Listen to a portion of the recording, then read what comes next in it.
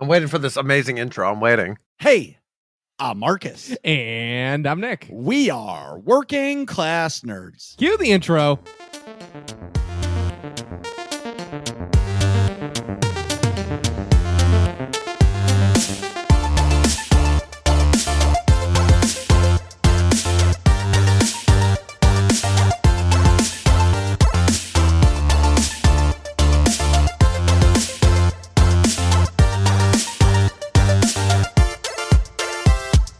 That's right, we are Working Class Nerds, the podcast that gives you no information about your favorite information. Today is Thursday, July 7th, 2022, and you can find this 159 podcast on Apple Podcasts, Buzzsprout, Google Podcasts, Stitcher, Spotify, and anywhere you can find a podcast in the galaxy far, far away.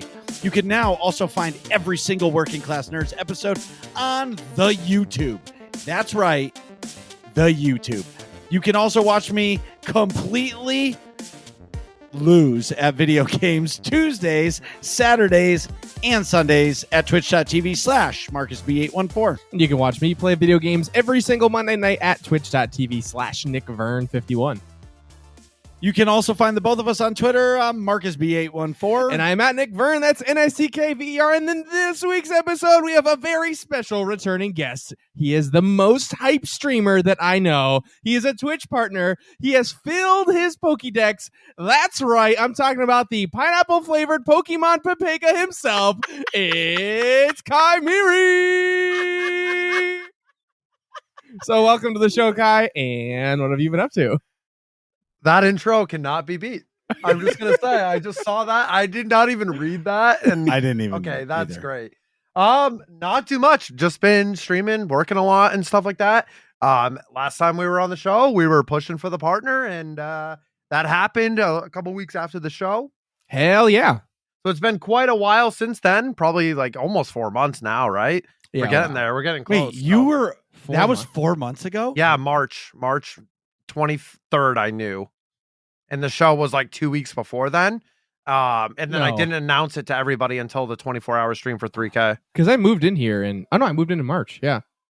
Holy cow! Wow. Yeah, that's how time flies, man. Time flies when you're having fun. And It yeah, does. I'm doing great. We're doing some varieties on Mondays, which is awesome. It's been great. I've been loving it. The community loves it, and that makes me really happy. Of course, we'll be able to talk about that a lot later. But Hell yeah. doing amazing, man. I hope you guys are doing great too. Thank you for having me on the show. You guys are the best. Absolutely. I just want to ask before we get in the meat and potatoes. Okay. Now that you're a Twitch partner, do you feel like more motivated than ever to do more for your stream, or do you feel like you can kind of take a step back and just like chill and eat more ham and pineapple on a pizza? Definitely not eating that. To answer that is, so I think for me, the problem was I got partner and then I did a 24-hour stream. Okay. And after that, I was very drained for at least a few weeks. Like I was not doing well. Like I was very tired. I was going through a lot of stuff with that. And Sure. I think for a little bit, I kind of like didn't do as much as I think I could have. But I think now, a few months later, I think I'm more on that push. And that's kind of why the whole Mondays thing started happening, especially after we finished Lego Star Wars, which had come out right after I had hit partner, or right around when I hit partner. And it was a perfect timing to play it. And Yeah. I wanted to do that. I wanted to bring back my mix-up Mondays or something on Mondays like I used to do. About a year ago, I started doing that kind of content where I was playing not something Star Wars: The Old Republic. I was playing something else in the Star Wars genre. Or I had a few streams where I played League of Legends, and that was kind of fun with the community. Stuff like that, you know. And I'm happy I'm able to do that now with more comfortability. I think it's like a bit of both. Like I wanted to work hard on it, but then I didn't have like really what it just got into a rave show. I really he's messing with the lights. Yeah. And I feel like now I think it's a little bit more than before. I think that's because you know, you get that sigh of relief when you get like that goal that you've been working at, and that's the big thing you've wanted to do. You get that feeling of relief, like something like weight off your chest type of thing too. The other magical thing I'll say and I just want to put it out there that I can't thank the community that came together for you. Dude, there were so many people that were there every day, every stream, every single time you did anything. Like your chat was there and your community had your back to help you achieve that goal. Yeah, it was absolutely beautiful. Like it was the best thing, one of the best things that's ever happened to me, just because I got to see the community come together. Old faces, new faces, even newer faces that I didn't really even know were like super excited about this, and it was really, really special to me. And I'm grateful. You guys helped out a lot as well, letting me have an outlet to do this, like on the podcast or wherever. And it really meant a lot that you guys helped spread the word too. And it was great. And I finally, I think I had mentioned that last podcast that I wanted to, tell my real life friends a little bit more about the streaming. And that's kind of what happened during that push. I wanted to do that. So, and I ended up doing it, and it helped out a lot. And seeing the community come together like that was a beautiful thing. Hell yeah. Well, it's fantastic to have you back. Nick, what have you been up to? Well, a couple things. I've been playing continuing to play a preposterously large amount of The Witcher 3. Now, when you say preposterously, let's see, how long have I been talking about it? Oh my God, dude. I have 60 hours played. And you've only been playing it for like 3 weeks. Yeah. I've been playing every day. Okay, so everybody knows. So when we talk about Nick falling in love with the game, like all he needs to be is hooked, and then he's in it. You know what I'm saying? Because when he is not in love with the game, he becomes like this couch potato that like takes like naps and gets completely sidetracked. And I mean, I took a nap today too. Yeah, but that's different. But what I'm saying is like it's extra. Like Nick's motivation level is at -0 when he doesn't have a game that he's consumed to. Right. Well, to play games, yeah. But I think it's probably really closer to 40 hours, but because I think one day I accidentally left the game on overnight, but or something like that. Subtract 10 or 12 hours, something like that. But anyways, I've been playing a ton.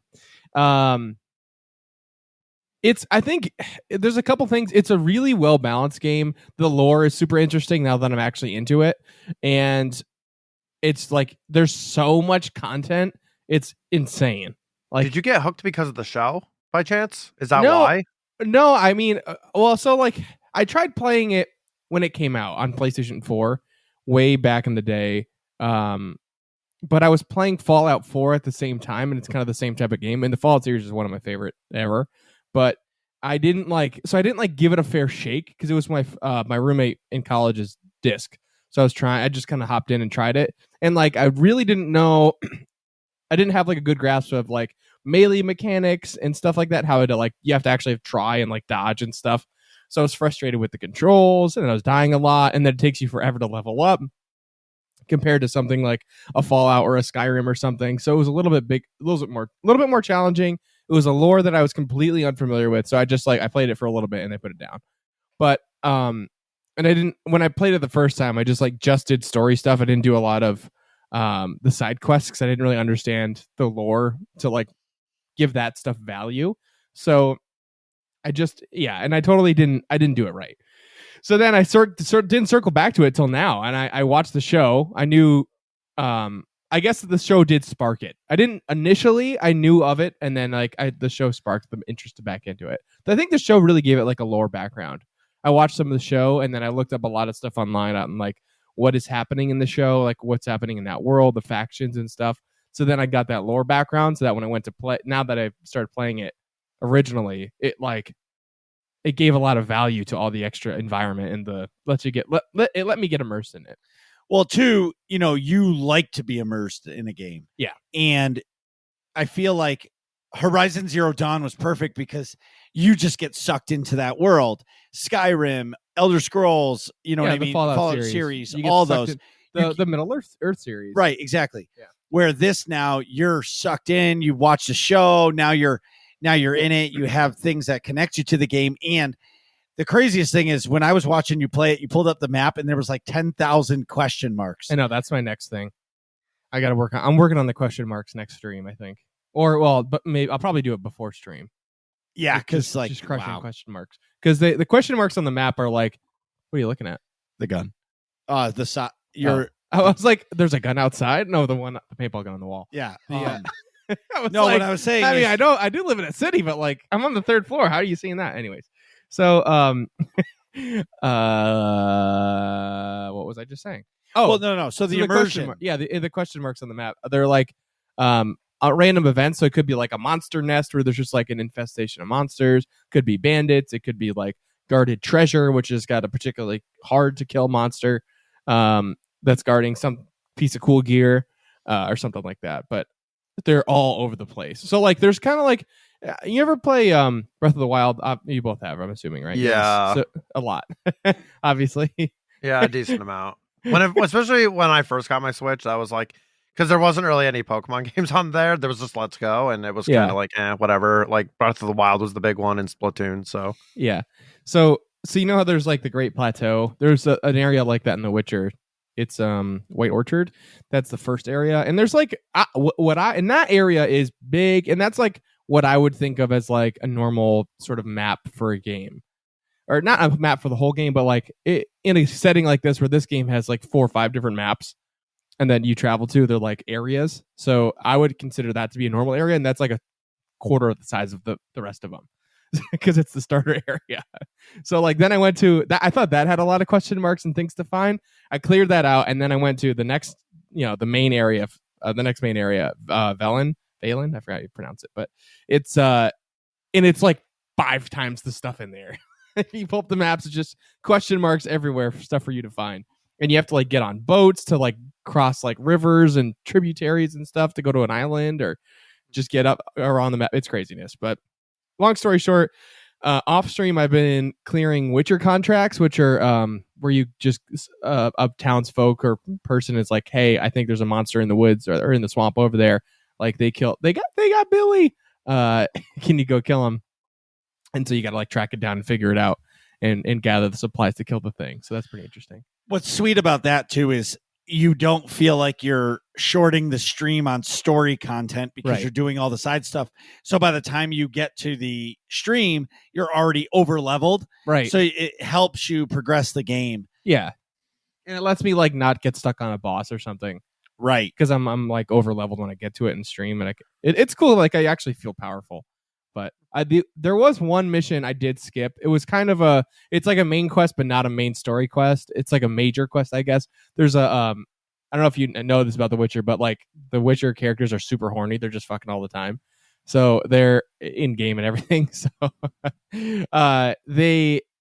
there's a scene where like you're helping out this sorceress and you end up sleeping with her. And like the sleeping with her portion of the quest, I did off stream because of terms of service, obviously. But like before leading up to that, I did the other stuff, and then the stuff where you interact with her afterwards, I did on stream. But nah, Nick, don't lie to everybody. You had a VR headset on, ready to go, bro. Come on. Wow. I mean, yeah, it was a lot longer than I would have lasted, so it was a little unrealistic. But oh my god. Come on, that's funny. No, but so you can't play everything on stream is what I'm saying. But that's the only major story stuff that I've cut out, I think. I was trying to not, my point being, I was trying to not play story content, like main quest stuff off stream. I wonder if people like actually just like muted their content when they were like playing through The Witcher the first time, like on streams. They would like put a black screen up or something else, like a just chatting screen or something, and then just had the music off or like sound off of the game, and then just watched the scene themselves, and then just kind of came back. Yeah, I don't know what they did. Yeah, you figure if those scenes are against TOS, like I don't know, because like I've never looked up like Witcher on Twitch. I don't know like, if it is. Like I don't know if you get in trouble. It's like video game. As long as your stream is like, as long as you're flagged for like explicit or like adult 18 content, plus, or like adult content, mature. I would think you're going to be fine. I think mine was it's flagged for that. I hope it's mature audiences. That's what it's called. I don't know if it's adult, but I think mine's mature audiences. Cool. Because like I swear and stuff. So well, if it's not, I want it to be. So, anyways, then meanwhile, while I was playing this week, I got raided by this awesome streamer called Kymeri. That was awesome. I was like, I actually rated both of y'all. I know week. you did. That was fantastic. Thank you so much. I was completely surprised of just playing along, doing my thing, talking about like upgrading gear and stuff. To get hyped for the show, baby. And then, Let's go. And then all of a sudden the chat was just. I was like, holy shit, hype's in the chat. Let's go. You're like, what's going on? I'm just playing Witcher, bro. Like, what are you doing, man? Right. I'm just having a good time. I'm like playing for me. And then actually, it's pretty cool. I've got a few core people that like really do follow along. Shout out to Elle and Doritos, but they really like do like get invested in the story and stuff. But yeah, it's awesome. Thank you again for the raid. I sincerely appreciate it. And well, if I don't know, I think The Witcher 3 might be my favorite game of all time. Oh, not a chance. Not a chance, dude. More than fucking Fallout New Vegas.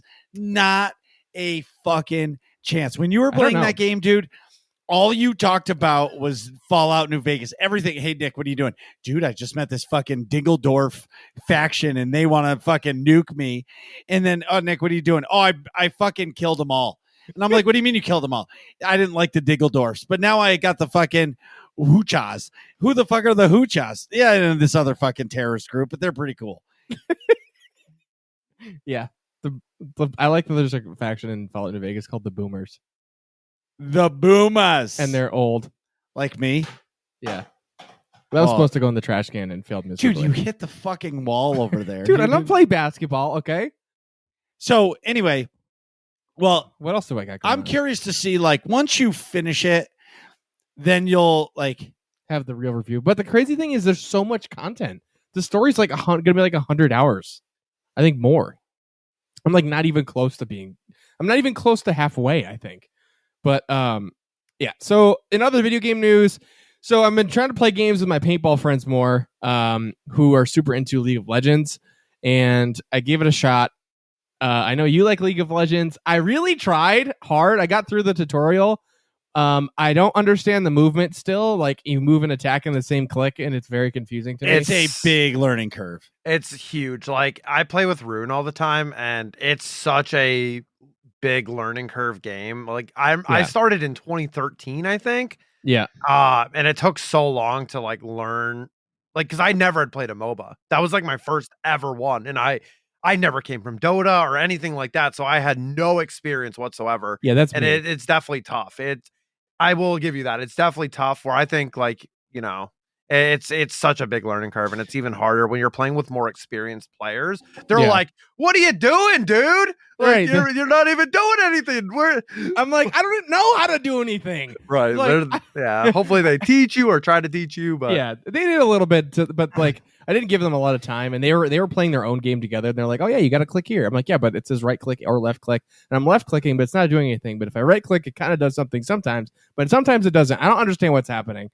Honestly, dude, if you're really gonna play League of Legends, you're better off watching like a couple of YouTube videos a couple times. Yeah, just to see like because they'll show you the gameplay, they'll show you what you're clicking, what's a left click, what's a right click. Yeah, I am not good at those games.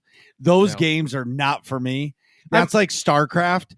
And like, I liked Command & Conquer way back in the day on the Xbox because I felt like the controls were easier. But like an RTS on a PC, it's just a typing contest. And as you know, I have the fastest two fingers of Western Mass. You know what I mean? I can't fucking type. All right. So yeah, I don't know. I mean, I kind of knew going into it I wasn't going to like it that much, but I'm like, okay, maybe if I can figure this out to be enough to where like I can at least play a game with them, even if I'm going to be terrible, then fine. But I don't know. It's questionable. But I also played Valorant, and I was way better at that. That would make more sense for me. That's another Riot title. I would say Valorant would probably be more up your alley type of thing. That like is it? Valorant's like CS:GO, right? Yeah, right, it's really it goes against all of my Call of Duty instincts. Because like, dude, it's so hard for me to play Valorant because of that. Dude, like I try and I'm like, I'm just rushing in, boys. Let me run and gun them. Let's go. And I can't do it because like it's not what it is. Yeah, you can't hit anything while you're moving. Yeah, like your spray cone goes like you have like with anything like fully auto, you have to like fire like one or two shots at a time. And like the burst. If you're moving at all, like your cone goes like humongous. You might as well aim like 3 characters worth away in the bull to hit them while you're moving. It's crazy. So like you have to like be tactical and like wait and then shoot. You know what I mean? Or like if you're engaged with somebody, you have to like be disciplined and not be like click click click click click click. If it's for it's clicking for me, I'm playing a mouse and keyboard. But like I found using the whatever the semi-auto rifle is. I don't remember, but it's like a scout rifle. It's like a scout rifle, yeah. And that was good because you have to shoot like single bullets anyways. So like it's easier to like shoot effectively for me. And I did pretty okay. I went like 8 and 16 or something like that, which was pretty good. I wasn't still last. better than me. I wasn't last, and I wasn't last to my team, and I did better than 2 people on the other team. So if you're not first, you're last. It's very true. Thank you, Ricky Bobby. You're not first, you're last. But so yeah, I'm definitely gonna play more Valorant. I'm probably gonna play tomorrow, actually. Tomorrow into Saturday.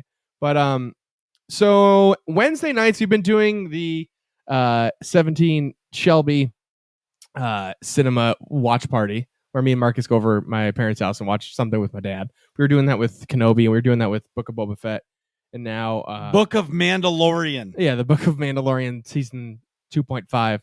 The and so we're just keeping that tradition going to hang out. And last week we watched Umbrella Academy, which I did not love. We watched the first 2 episodes and it was really slow. But this week, I think I talked about it last week.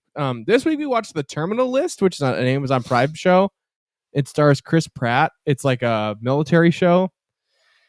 I thought the acting from Chris Pratt was really good, and I wasn't expecting that. I was expecting Star-Lord, or like his character from Parks and Rec. He's just like a goofy dude that's like, you don't have to do anything overly dramatic acting wise. But like this show, he's really dramatic. There's a lot happening, and he has to like play a really complicated character, and he actually did an awesome job. But the show is pretty boring. I thought. I don't think the show not boring, but just like formulaic. Yeah, I don't think the show is boring. I just think that show has been made 1,000 times. Yeah. Whether or not it's great, the show could be fantastic. I'm just saying that type of show story has been done 1,000 times. Yeah. And honestly, I think I'm just old because I don't find it interesting. No, I mean, the 3 of us didn't. So. Right. But like, I feel like if I'm going to watch TV, it has to be something I'm interested in. Like, I'll give an example. Like you told me about The Boys and I was like, The Boys. Now the fucking show is amazing. Yeah. Or Squid Game. Like, you could say what you want about how gruesome it was. And like, it was a dog eat dog world and everybody in Squid Game was wearing milk bone underwear. You know what I mean? Like, it's the truth. I've never heard that before, but yeah. But like, it was that type of show. But at the end of the day, it was original and the show itself was amazing. Yeah. Like, how did you, That's a great example. Right, exactly. You know what I'm saying? Just like Obi-Wan. It's unique. Yeah. Yeah. Obi-Wan, not that unique. It wasn't unique, but it was something that was never told. Okay. And that interests me. I guess I'm just not. I'm very selective on the shows that I pick to watch. Yeah, like I'm not investing any more time into this one. Right, exactly. We watched 1 episode. It was a cool episode, but move along. Yeah, exactly. Also, we're not going to get into it because Kymeri has not seen it. But the Stranger Things season 4 finale was completely epic. I have not seen it. Oh, you haven't seen it either. I forgot. So, did you watch either episode? No. Oh, okay. I haven't yet. All right, well, I won't say anything. I will on vacation. I'm on vacation July 16th through the 23rd. Yeah. A couple weeks. So, I am too, actually. That's the week you're gone? Yeah, we're both gone the same week. How convenient. I'm going to Maine. Wow, that's awesome. I'm going to Rhodey. Nice.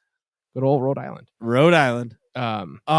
Anyway, so, but what I mean is the second to last episode is an hour and a half, and then the final episode is 2.5 hours. Yep. Like, yeah, dude, that's right, Kymeri.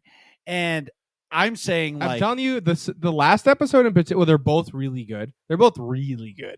Like, I would say the second to last episode's like a 8.5, and this last episode's like a 9. But that's what I'm saying. So they're really good. But they, but the Duffer Brothers who made it came out and said that season 5, the episodes will not be as long. Yeah. And I'm like, how can you release these episodes this fucking long and then the next season's not. It's probably because all the actors complained that they only got paid $30 million an episode, and they were so long. You know what I mean? Yeah, because it's the way those contracts are done. It's by per episode, right? Not for the length of the episode, not the screen time, right? Not screen time. But either way, I'm looking forward to watching it. Dude, it's amazing. I don't want to say a whole lot, but did you guys ever play the Stranger Things video game? No. Wait, come here. What were you gonna say? I was gonna say I kind of wish Kenobi had longer episodes, though. Not gonna lie. Oh yeah, no me jab too. at them, but like, I've always been an advocate of hating the formula of the shows nowadays. Where back in the day, you used to know how long a show would be on for each episode, regardless, pretty much give or take like a few minutes, right? Yeah. Now it's so sporadic. Like one episode of Kenobi can be an hour, and then the next one's 32 minutes. It's like, what the hell? Yeah, or like 37 come minutes. on, it's not. Give up. I really think the finale should have been longer than what it was, but it just is what it is. Yeah. We've all seen Kenobi. Did you like it? Yeah, I quite enjoyed it. Yeah, it's hard for me to say. I like that we just got told a story that we never heard yet. I think that makes it very interesting to me. Yeah. I like hearing new things. And seeing new perspectives, and Ewan and Hayden killed it, by the way. They were amazing. Oh yeah, definitely. Great acting. It was incredible. It was, I liked a lot of it. There was one episode where I was just like, oh, okay, like whatever. That wasn't like the best, but it's fine. I was pretty optimistic, and I liked it for sure. I gave that an 8. I thought it was pretty solid. I think the reason why, and I'm going to go into like a 5-second rant here, is no, go ahead. The reason why I think Mandalorian is so popular and so good is because it's an original story told in an original timeline that doesn't exist or mess up with any other previous canon or stuff like that. That's why I think Mando is so good, because it's after Return, but it's way before the sequel trilogy, and some people don't care about that, right? But I'm just saying, like, it doesn't really mess with like a lot of the stuff. Whereas here we are in Kenobi between 3 and 4, and you have to be kind of careful going into that future area. You know what I mean? Like, and I think that's kind of that's why Mando is so good and actually very popular, is because it's a very new thing, and it's told, and it doesn't really break a lot of stuff in people's eyes, at least.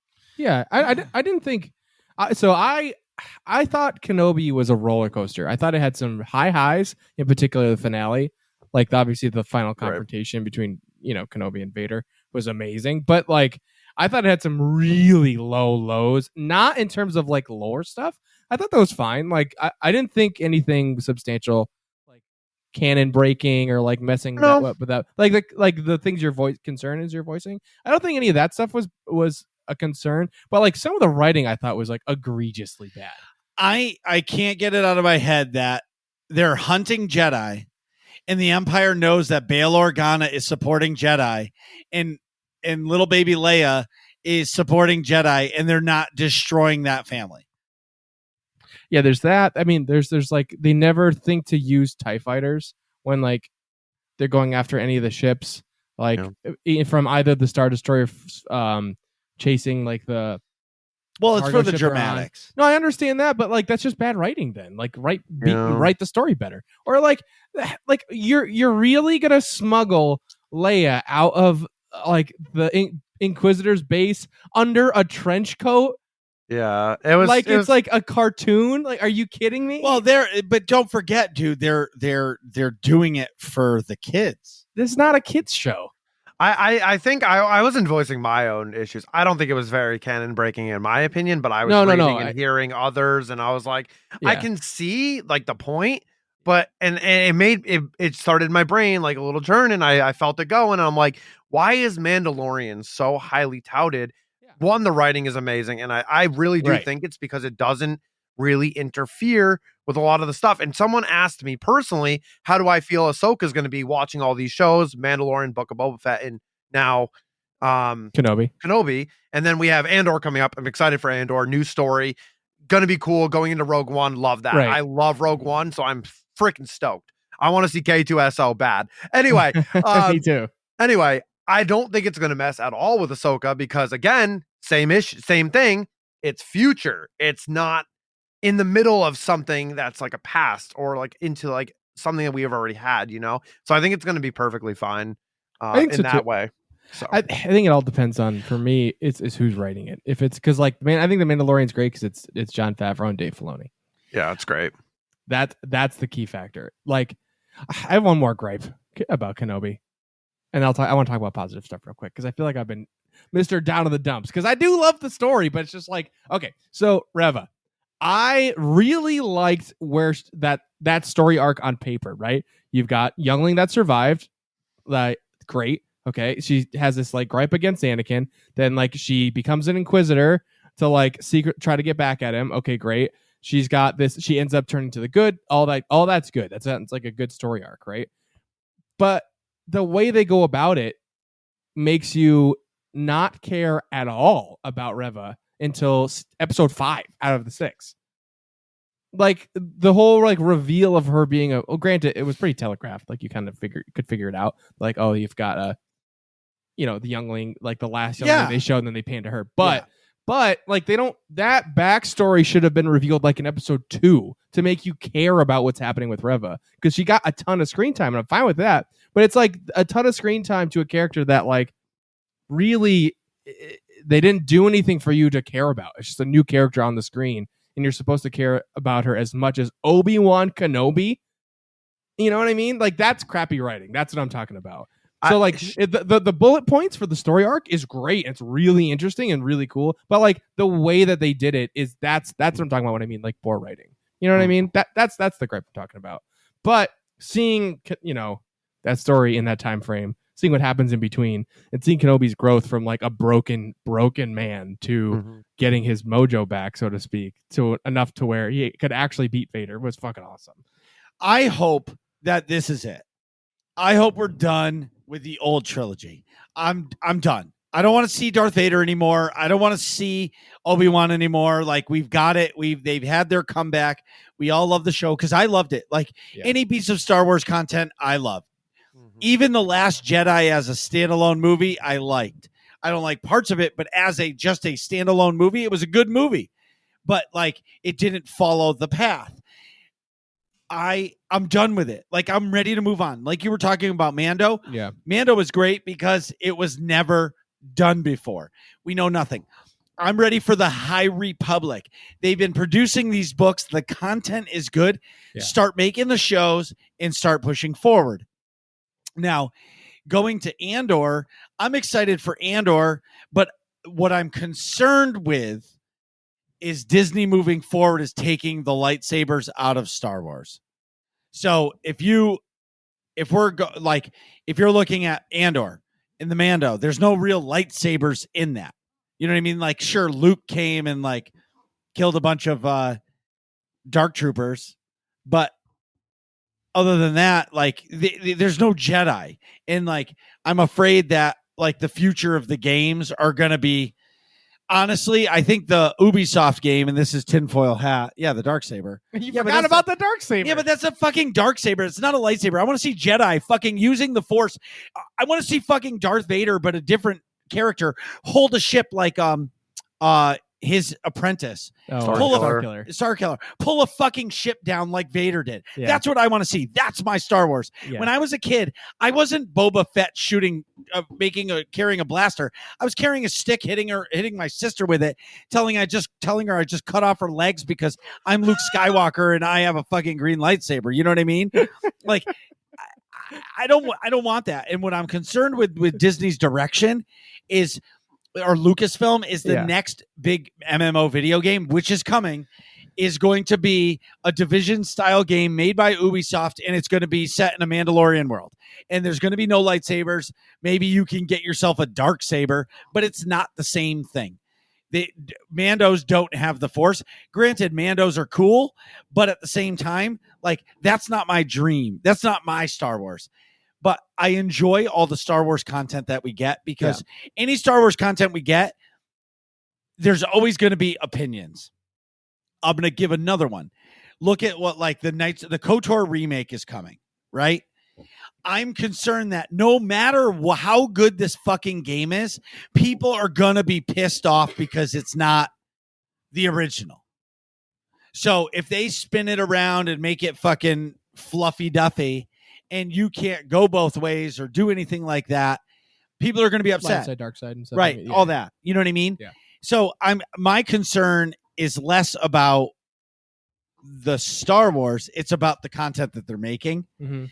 And for me, if I was Disney in the back room, I'd be like, yo, we're only going to make new stories. Like the Ahsoka story, like you're saying, we know nothing of what happened to Ahsoka after the Clone Wars. Honestly. Yeah. And, not for me. Ahsoka's not my favorite character, right? She's a great character, but she's not my favorite. Okay. You know what I mean? In the Clone Wars. Absolutely not. But the content is going to be new and fresh. Mhm. You know what I'm saying?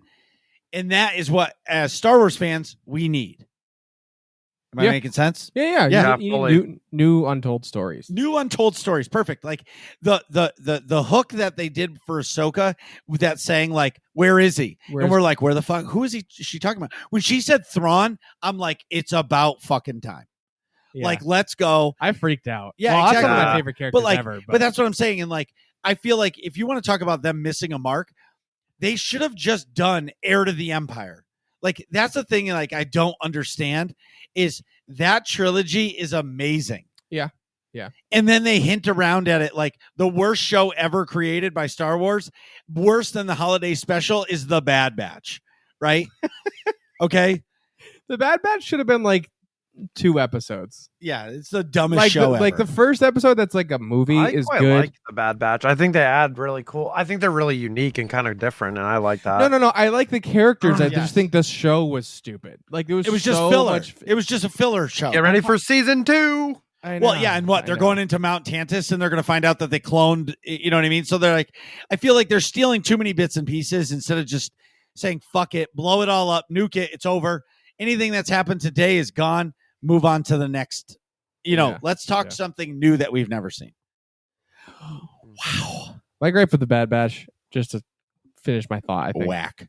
is it's like I like character arcs and like dynamic characters. Like you change, something happens, something conflict resolution. They're a new person. They're a better person. They're a worse person. Something happened to him, right? Like Ahsoka, giant character arc, really cool in both in Rebels and Clone Wars. Obviously, cool stuff happens. She changes as a person. It's great. It's awesome. But in Bad Batch, nothing happens to anybody. Even what's his name, the sniper guy. Crosshair is in the same place at the beginning of the of the story that he is at the end. Granted, stuff happens to him, but like it comes to a full circle. So like net change is 0. So and even with Omega, like nothing gets added to Omega's character. Honestly, in this, So, and like that's why I felt it was pretty frustrating, because if like stuff happens in those episodes and if there's a couple filler ones here and there, okay, fine. But that was my biggest gripe, is like you're going on adventures, these characters don't change, nothing substantial happens, and that's it. You know? I feel like sometimes it's forced to have everybody included in a show.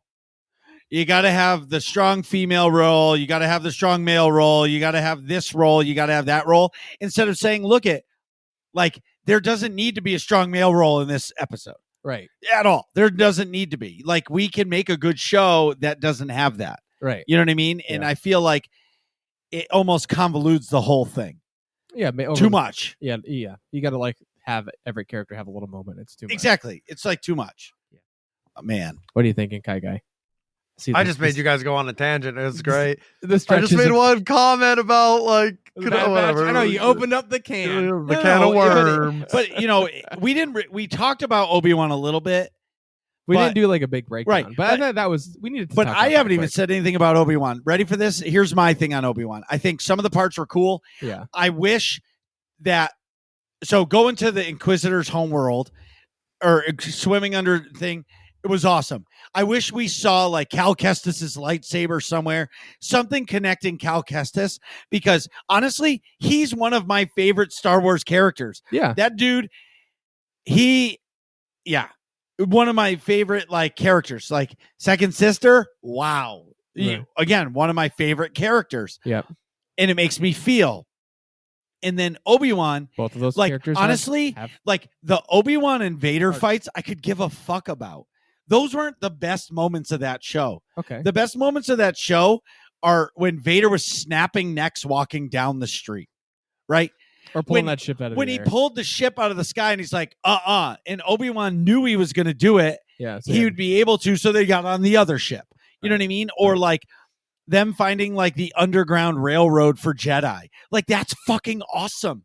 Like we all wondered how all these Jedi got through. And then there's Easter eggs showing like the other Jedi that have survived that are still like lost. You know what I mean? Yeah, like Quinlan Voss, who's a big character in Or Star like- Wars and stuff. Or like the end of Obi-Wan where the Emperor's like, you're conflicted. And he said, Obi-Wan doesn't mean anything to me. And he's like, and the Emperor slaps his dick on the table and he's like, you're damn right. Let it go. Move on. You're done looking for this guy. And Right. just move on. You don't need him. He's staying in hiding. It's over. Done. Right. Like, and he sits and ends with him sitting back on fuck. All right, I gotta let it go. Yeah. I mean, Until episode 4. right. But he just he just comes upon the rebels and Obi-Wan's there. So it makes sense. Right. Anywho, I feel better. I'm all amped up. I could go on. We could have a whole episode on Star Wars content only. well, you want to talk a little bit more Star Wars content before we move on? Yes. So there's been a lot of talk in our community about what's happening with Star Wars: The Old Republic. Okay. And honestly, like I've been trying to stay positive through all of this. Okay. Like trying. But it's getting harder every day. And I don't mean I'm going to put it in perspective. The developers who make Star Wars: The Old Republic are working on the game. They're doing the best they can. That is their job. It is not their life. It's their job.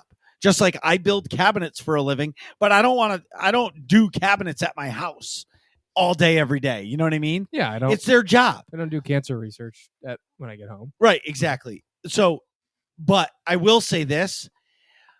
If you called me to do a project and I didn't, and I told you, yeah, I'm going to be there, and then I don't show up and I don't call for weeks, which turns into months, it starts to wear on you. Yeah. And honestly, like silence isn't helping your cause.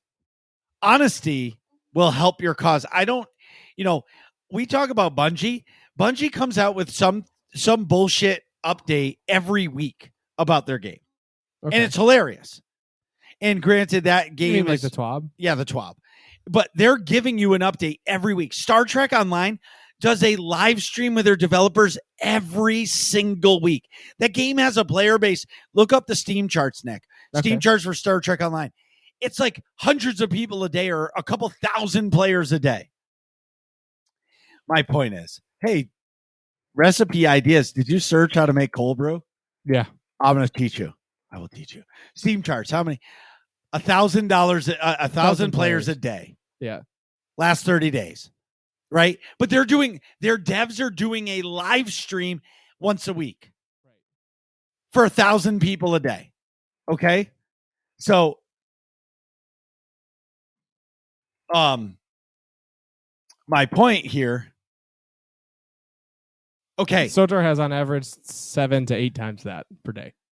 In the last 30 days, SWTOR has 6,000 players a day. Okay. And we haven't heard anything. And I'm not talking shit. I'm speaking truth here. And people are frustrated. People think the game is dying. People think all these things. And honestly, I don't have those answers. But I'm telling you, when you don't say anything, it doesn't help anybody. You tell them, you say, Marcus, well, what are you doing? I'm playing the same story content that I've done 4 times because there is nothing new to do. Yeah, and there's nothing on the horizon to come. Right. We don't they released a content and you guys saw it. You saw how frustrated I was. I was frustrated with the rest of you and disappointed.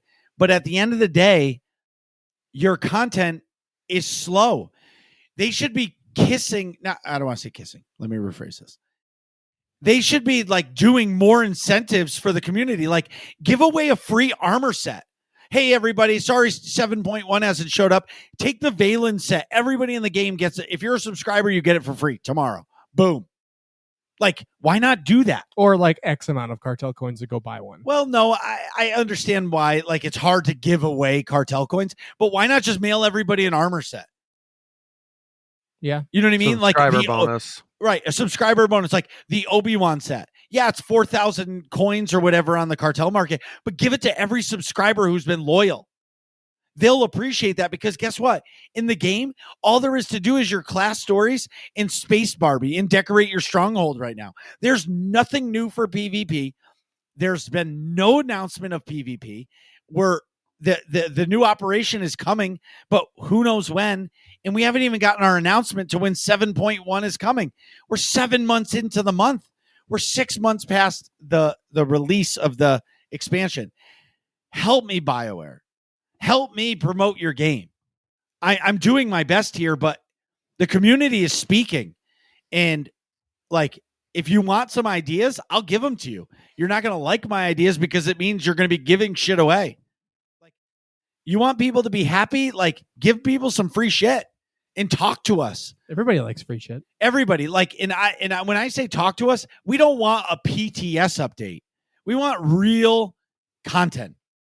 Do a live stream and say, hey, I don't know what's happened, but like, what if 5 people quit the studio and they're trying to replace people? If they came out and said that, people, like, yeah, sure, there's going to be your toxic assholes, right? Yeah. But like, most part, people are going to be like, guys, we've all been in a position where you lose an employee and it hurts. Right. Like, Kymeri, I remember I was telling me, and I'm calling you out, when the guy you worked side by side lost his job for whatever reason, he doesn't work there anymore. How hard did your job get for those few weeks until they replaced him?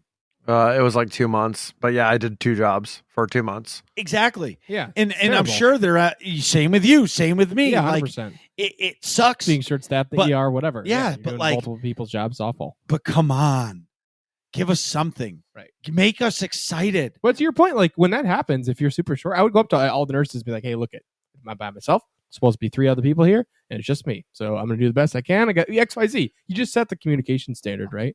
And then people have realistic expectations. Yeah. It's all about the comms. Wow, that was my rant of the day. All right, you ready to talk some more? Yes. What have you been up to this week? Okay. So everybody, so you know, starting when I was like 16 years old, I used to Pick your nose and eat it. Well, I still do that at fucking 39. So actually, I don't pick it. I roll it and flick it.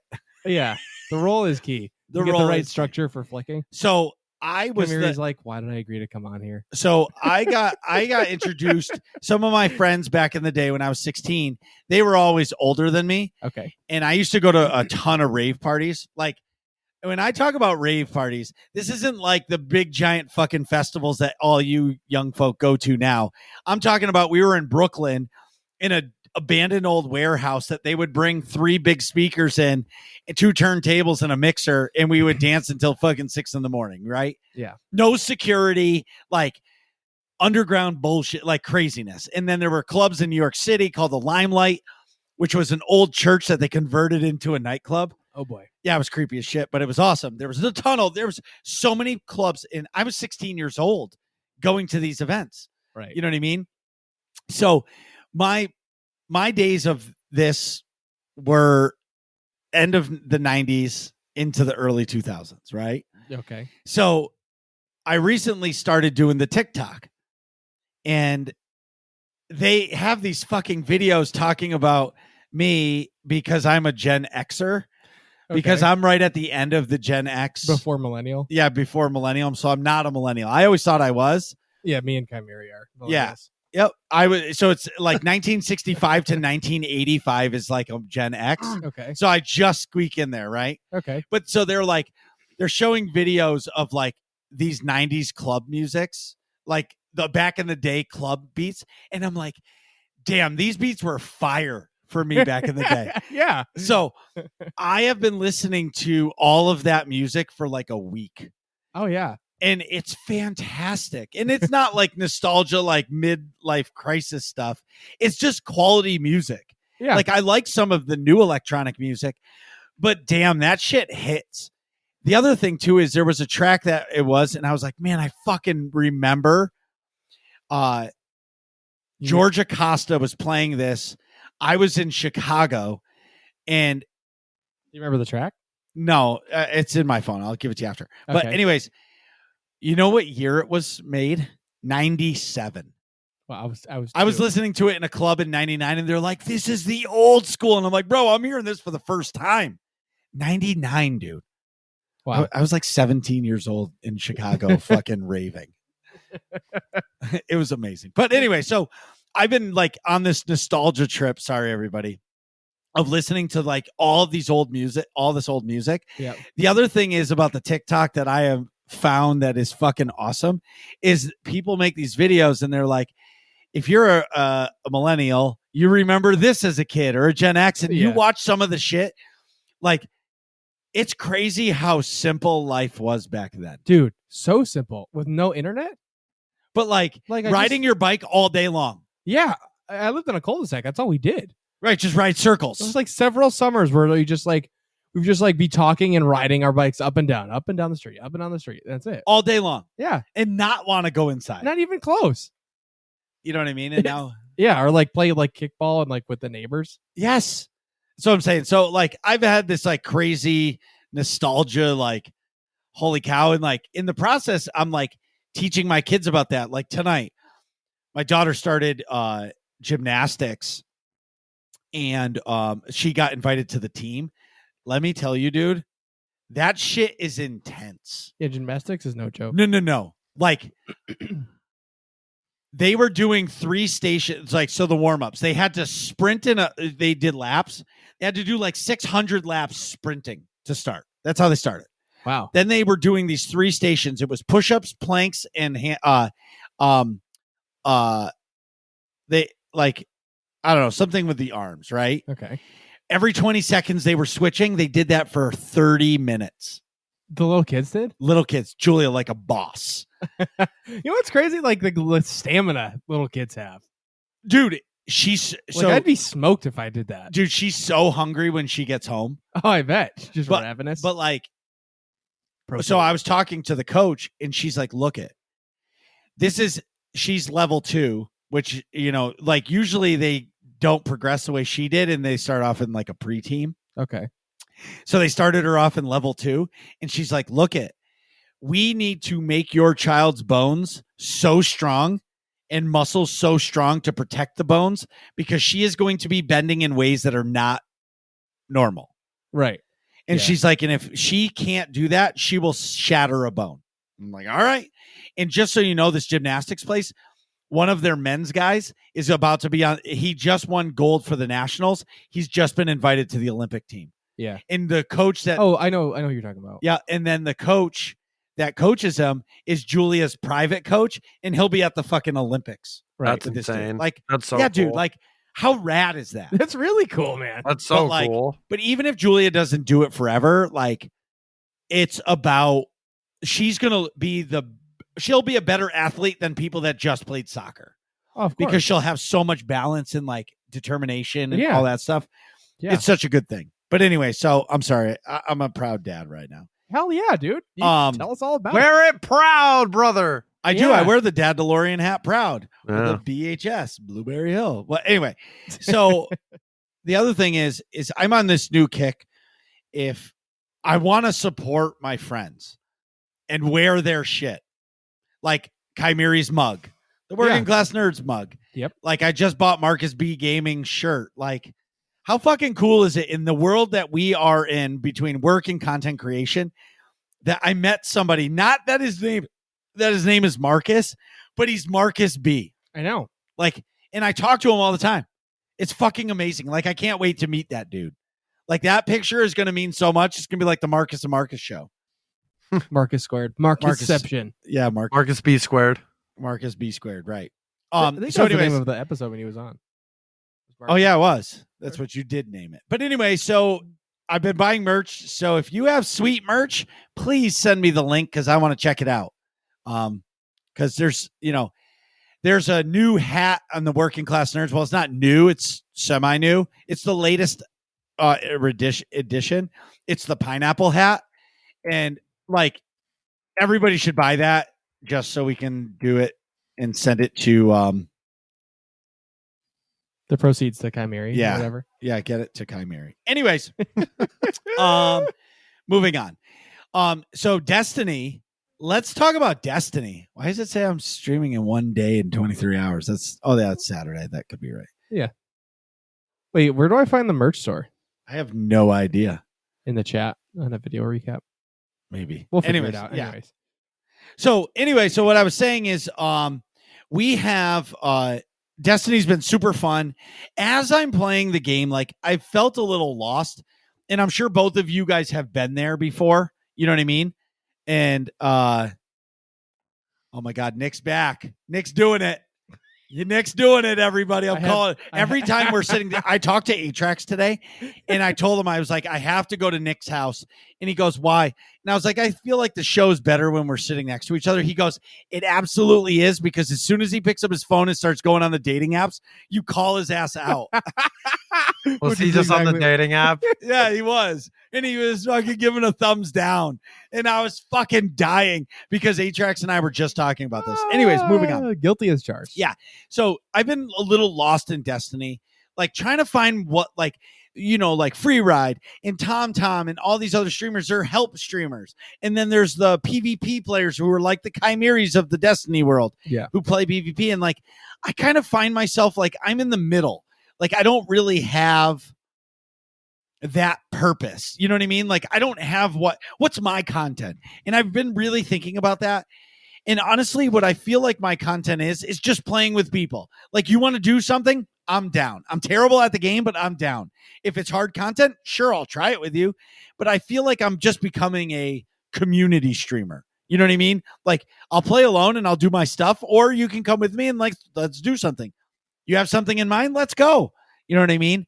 And I feel like that's the best for me and my personality. Mm-hmm. I don't think there's anything wrong with that, though, because in my opinion, like I see that too, coming from the SWTOR side, right? Like, I'm more of the PvP entertainer guy, right? Like, that's kind of my thing. Like, I like playing with the community, just having a good time, whatever. Yeah. But there's people that write guides that are better than me at that, which I would like say like Zam, Rage Quitting, Biggs, like those are the three that I think of right away, and they help out with a lot of the new PvP players. Now, I can give advice too, but they're better at making concise guides for each thing, and I totally understand what you mean, Marcus, because like sometimes I think I don't have a you know, a soul thing. I'm just more of an entertainer, community guy myself. Well, you do So I great feel at that that for sure. I feel I do agree. And yes, what I like about your stream, Kai, is that it doesn't matter who comes in your stream. You get so excited to talk to everybody.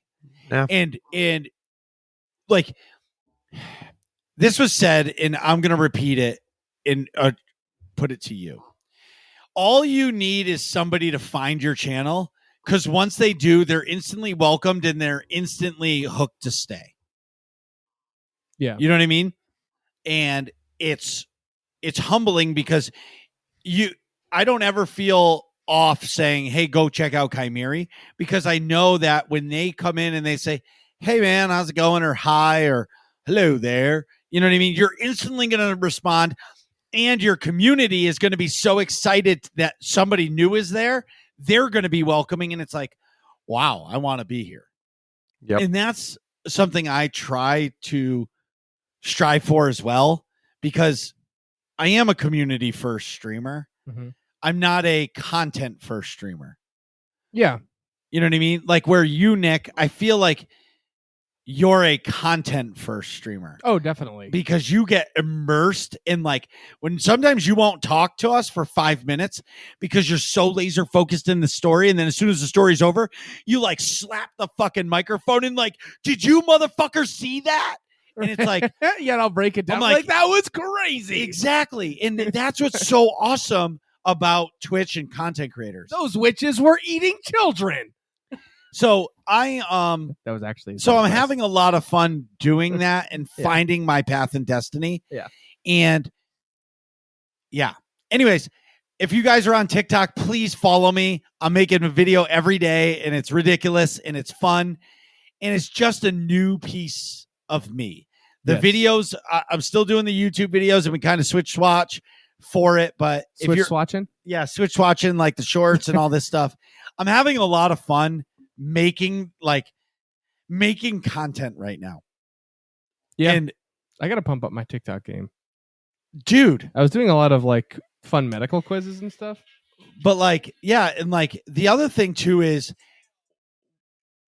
I can't get sucked into TikTok. My For You page is crazy.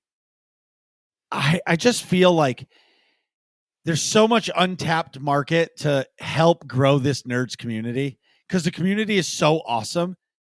I want more people to come hang out with us. Yeah. Like, I don't even care if they watch the stream. Join the Discord.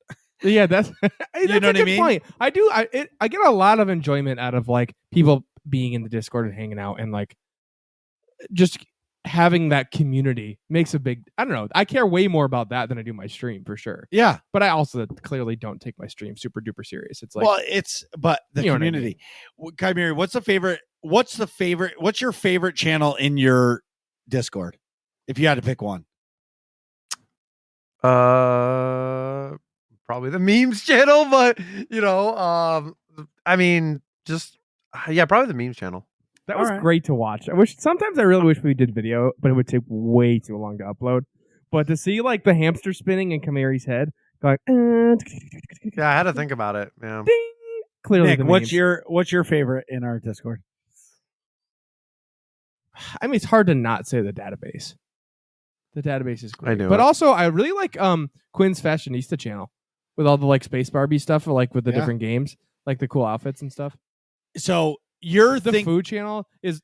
I mean, there's a lot of cool stuff. My favorite is the Food Network. Yeah, like there's not a ton of activity, but anytime somebody posts what food they're eating, I get so excited because like it makes them real to me. Yeah, like the database is you're just posting a dad joke. Right. Yeah. And I love that channel. I do love that channel. But like the Food Network says, when Quinn posted his breakfast for dinner, I was like, man, I want that. I haven't done breakfast for dinner in a very long time. I do that once a week with the kids. It's amazing. I used to when I lived, when I was younger, we did it. Yeah. Probably once a week we had breakfast for dinner. But anyway, yeah. So there's that. I should do that. Just make like a really good omelet or something. I just saw Nick's like brain spinning. He's like, I'm gonna go buy eggs, everything right now. Yeah. After the podcast, we got onions, peppers, bacon. Well, I have bacon already, but I'm doing it all. The other thing is I'm in the market. So I've had this office chair for 2 years now. I'm in the market for a new chair. I don't buy the gaming chairs. I don't find them super duper comfortable. Yeah, for me. So if anybody has a suggestion for an office chair, please link it in the Discord. Yeah, I feel like this one it's like 75% what I want. Like the back structure is really good. Like it's got good lumbar support and stuff. The arms I'm not super happy with. I wish they went up and down and were cushioned. And then like the butt cushion is like good, not great. Right. For me. Okay. That's my chair breakdown. Thank you, everybody. Attention. Incoming transmission. Okay. This is huge, monumental news. Okay. Monumental announcement. You're hearing it here first. You will find it tomorrow in the Discord. Okay. Because I probably do it while we're editing. We are officially hosting our first Working Class Nerds fashion contest. Okay. It is time. Welcome to the first official Working Class Nerds fashion contest. Do you play Star Wars The Old Republic? Okay. Or maybe Destiny 2? Do you have a creative outfit or armor set in them? Of course you do. We'd love to see what creative fashion the nerds community has to offer. Over the course of the next month, you can submit a screenshot of your character to the contest. Okay. Entries will be judged by 3 judges for each category. Each judge will not play that game. So if you submit a Star Wars The Old Republic game screenshot, yeah, it will not be judged by somebody who plays SWTOR. Right. If you submit a Destiny one, it will be somebody that does not play Destiny. Yeah. It's so that like, because in SWTOR, somebody posts a picture of like the Night Sisters outfit, they're automatically winning to me. Yeah, because like you play the game and you know. And because Ventress, right? Yeah, and you have like Or like if somebody posts like a really hard armor to get that's super rare, like someone who plays the game is going to know, oh, this is rare, therefore I like it more. Right. Versus like it's supposed to be fashion. Right. So you're Yeah. going to be able to submit a screenshot, and it's only one entry per person. It'll be under the Quinn's Fashionista channel. It'll be contest. It'll say Destiny, contest Destiny and contest SWTOR. One entry per person. And then on July 31st, that following week on the Working Class Nerds podcast, we will announce the winners. The rules are straightforward. 1, be creative. 2, 1 submission per game. And you can submit 1 for each game. Yep. And entries must be submitted no later than July 31st. You got it? Roger that. You guys want to know what the prizes are? Yeah. All right. So first place prize for each game will be a $25 gift card to Amazon plus a Working Class Nerds mug. Nice. Second place will be a Working Class Nerds mug shipped to your house, and this is for both games. Okay. So 1 each. You know what I mean? Yeah. In third place, you will be recognized in the video as a third place winner, and we'll throw you a party in the Discord. You're not actually winning anything except you got third place. Okay. So, as Nick would say, or Kymeri said it earlier, if you're not first, you're last. Although second place does get a mug. That's not bad. Yeah, second place does get a mug. Maybe we will. Oh, actually, you know what? Let's change it. Third place gets a sticker. I think that's awesome. I think so too. Right? Shipped to your house from Streamlabs. Boom, done. Merch store. I think that's fair. Don't you, Kai? Yeah. Everybody for top 3. Kymeri's like, yeah, give away stuff that I don't have to pay for. I don't care. Right. Exactly. I do that already. The Amazon gift card is subject to changing, and like if there's some like it might turn into cartel coins for SWTOR and like something like maybe the next season pass for Destiny or something like that. Yeah. That may change. So subject to change, but it will be still a $25 value of something. Yeah. Perfect. That sounds awesome. Okay. I'm excited. Yeah. You know what's funny? I didn't even know you were going to say that, and I still said Quinn's Fashionista channel. Yeah. Quinn and I have been working on this for about a week and a half. And granted, Quinn's been all over me on this, and I've been so busy that I've kind of slacked, but Quinn has been quintessential. Oh my God. The quintessential. Quintessential for the whole thing. I'm super excited. He's That super was the excited. double. Nick's super excited. We've been talking about this for a while. Yeah. And everybody, so you know, if you pick me as the winner for the Destiny or SWTOR, extra prizes. Oh my God. Extra prizes for everybody. Every extra prizes. No, I'm going to enter, but I can't win. Yeah, like obviously I can't. I'll probably submit a Witcher entry. I know. I'm just going to put the picture up. Okay. Nick will be in a banana hammock. I got it. So anyways, in AIE news, Tuesday nights, there's 2 mandatory fun nights that happen on Tuesday nights. Okay. Both of them start at 9 p.m. Eastern. Okay. One is Star Wars The Old Republic. One is Destiny 2. Okay. We both do our clan and guild night. We do fun stuff every Tuesday night. Both of them are popping. We're having fun. In Destiny, I can tell you that it's pretty much the pinnacle runs. We're doing our weekly pinnacles for the normal stuff to try to get your gear level up. In SWTOR, they're changing that shit up every week. In Destiny, because it's really a 3 to 6 person game, we're really limited to the content that we can do. So it's pretty much a pinnacle run. But that's every Tuesday night, 9 p.m. Eastern. And if all this sounds fun to you, go to aie-guild.org, get our Discord information in the top right-hand corner of the website, it's the big purple button, and ask for a guild invite, whether or not you play Star Wars The Old Republic, Destiny 2, Pokemon, The Witcher 3, Guild Wars 2, World of Warcraft Classic, Elder Scrolls Online. Liverpool's the best soccer team in the world. We would love to have you. I just saw my flag. I know we've been recording for an hour and 12 minutes, so I know Nick has to pee. Yes, I definitely do. So we'll be right back. Jeez, Nick, hurry up. We're trying to finish this podcast. And we're back. So today we are talking about Pokemon, specifically PokeMondays with Kymeri, which is the Mix-Up Monday flavor that Kymeri has been running for quite a long time now, right? 2 weeks. 2 weeks. 2 weeks. Well, he's been doing a mix-up Monday for a long time. Like it's been around his channel for like 2 years. Yeah. He stopped a little bit during his partner push, but like I'm speaking for him. But like that's always been a part of his channel. All right. Yeah, Yeah. no, and it was something that I was like, oh, this is a great idea to implement other games. But yes, as Marcus alluded to, being in that partner push, I was like, all right, I'm just doubling down on SWTOR. We're just gonna keep going. Yeah. And because I knew like that's where my community started and everything, and I knew that'd be the best opportunity to do so, and we just went with it, and we did it. So that's awesome too. Hell yeah. And now it opens up more opportunities for myself. Last time I was on the stream, I wasn't partnered with Huel. I'm also partnered with Huel, which is awesome. That's super cool to me. Wait, I talk love about that. Huel is Yes. a plant-based meal. It's like a protein shake. They don't like to be called that, but it's like a protein shake basically, and it's really good. They have a whole bunch of flavors. I love it personally. I have it with milk. I've been using like oat milk, and it's amazing with it. It's like I get like the creamy stuff. It's amazing, dude.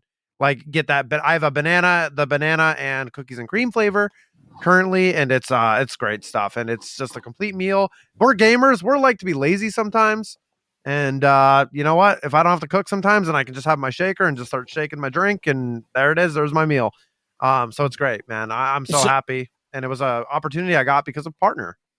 Hell yeah. So I did order some Huel, and I shipped it to you. It's the pineapple flavored one. No, you didn't. Good try though. Good try though. Do you see the wheels spinning up there? Dude, I wish we had the camera going because everybody was so excited that I bought some, and then as soon as he heard pineapple, he just fucking shut me. I was done. I was done. Yeah. I feel like Kymeri, the first thing he did was just Control F pineapple in the show notes. It's like, all right, where How are they many going to be times? trolling me? How many times? Yeah, you know, it's awesome. All right, so obviously, in order to play Pokemon on stream, you have a big Pokemon background. So I want to get into that. First question, what was your first Pokemon game that you ever played way back when? Red, or actually it's Pokemon Blue, but the Red and Blue Pokemon games on the regular Game Boy. My mom had an original Game Boy. Yeah, Mama Mary, by the way, shout out to Mama Mary. She's amazing. You guys know her. She comes into all my friends' streams and hangs out. It's awesome. She's the best. She really had it. She had a Game Boy, and I was like, "Oh, this is like the new game." Like Pokemon had just started coming out in the late '90s, and I was like, "Oh, this looks awesome!" And I got immediately hooked onto it, and it was like one of those things that it just never stopped for me. Hell yeah! Realistically. I think the first game for me was Pokemon Yellow on the original Game Boy, and it was black and white back then. Or well, it was like shades of green or whatever it was, but yes. Yeah. So before the color was was gold and silver. They came out of the Game Boy Color. Did you have which did you have for gold and silver? Like which color did you play first? For that generation. Gold, I think. Pokemon Gold, I think. Yeah. I think most people played gold. I was a weird kid who had I don't know. silver. A lot of people love Lugia though. Lugia is like really like I don't know. Both of them are really great legends, but I had I said this before, I think on here, but I have actually it's right behind me. Hold on. Oh my gosh. Let me say it. I have the Pokemon Silver edition of Pokemon of the Game Boy. The Game Boy Color. Oh, that's so cool with the Pikachu's. That actually sells for quite a lot. That is a collector's item. That is beautiful. That is so cool. I had the neon green one. Oh, actually, my Pokemon Yellow copy is still in here. It's in there. Oh my gosh, that's amazing. I have all mine too. Well, you can't see it with the light. Is your initial scratched in? That's what we did. It's a permanent marker that my mom put on there because I took it to school at some point. She's like, I don't want the other kids stealing it. Yep, exactly. Yeah. We would like scratch it with like a screwdriver or something and write my initials and her name, and because that was big. Like when we were growing up, Nick. Like that was like the big thing. Oh, of course, yeah. Straight up, like I had like a little mini satchel that like I could put this in with the other game. I put my Pokemon cards, my Game Boy Color. Oh my the only thing I really am pissed about is like very soon after getting this, I broke the battery cartridge back. The backing. So I don't have the original battery back. I have a purple see-through one, but gotcha. But otherwise, the Game Boy Color's in full working order. So I know you ended up getting very into Pokemon and battling and stuff. So how did that start? Like, what was the first time that you started like battling against another person with like a link cable. I'd imagine that's where you start, right? You just dive into tournaments. Maybe back when I was younger, we did like fun battles on the playground and stuff like That's what I that. mean, But like, yeah. if you want my serious answer of like when I actually started taking it super, like, okay, like this is cool. Yeah. I was How'd you in get into college. that? I was in college. I was at a community college, and I had a group of friends that like I hung out with sometimes, but I didn't like always hang out with them. Somebody made a Facebook post and was like, "Hey, we're going to be battling down here in this area at the school. Like, if you guys want to come watch." And that was around 2010. So Okay, that wow. was like Heart Gold, Soul Silver. So the remakes came out on the DS. Right. So I had been playing. I had been playing for about. I had a little break between like high school and stuff. Like I did play, but not as much. And then once that happened, I was like playing like probably for like 6 months to 9 months before then. I was just playing through the games. Like, oh my god, these are amazing, because I hadn't played Pokemon Platinum. I hadn't played all of like I was catching up. So I saw them battling and I was like super into it. I was like, oh, this is really cool. Let me like watch. And then I don't know. I went home that day and I was like, I'm gonna get into it. And I started looking around. Like I was like, all right, because the internet's obviously a little bit evolved at this point. So you're like, all right, let's look around and see what we can do. And it was really cool. Yeah, it was a really cool experience. And actually, one of those is my best friend's. He's amazing. And I actually went to my first tournament with him, IRL. I can tell that story after or now. It's up to you. If you want to. Let's hear about it, because that was my next question. What was your first tournament like? Walk me through like the prep and stuff. Okay, so the first tournament I ever went to, I always tell people, I'm like, guys, I started competing in 2012, but realistically, I went to my first tournament in June of 2011.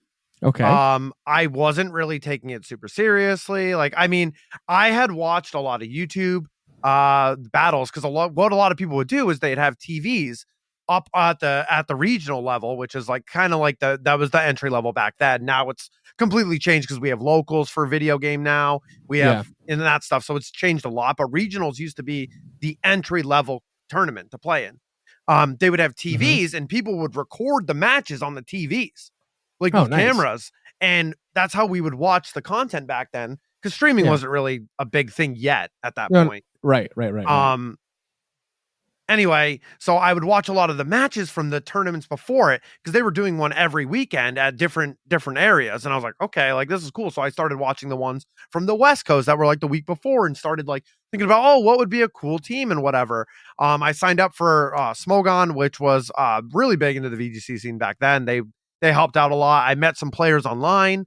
The VGCC? VGC, yeah. So that's what the tournaments are called. The ones I play in stands for Video Game Championships. Got it. So I had started meeting people. I had like a little teacher.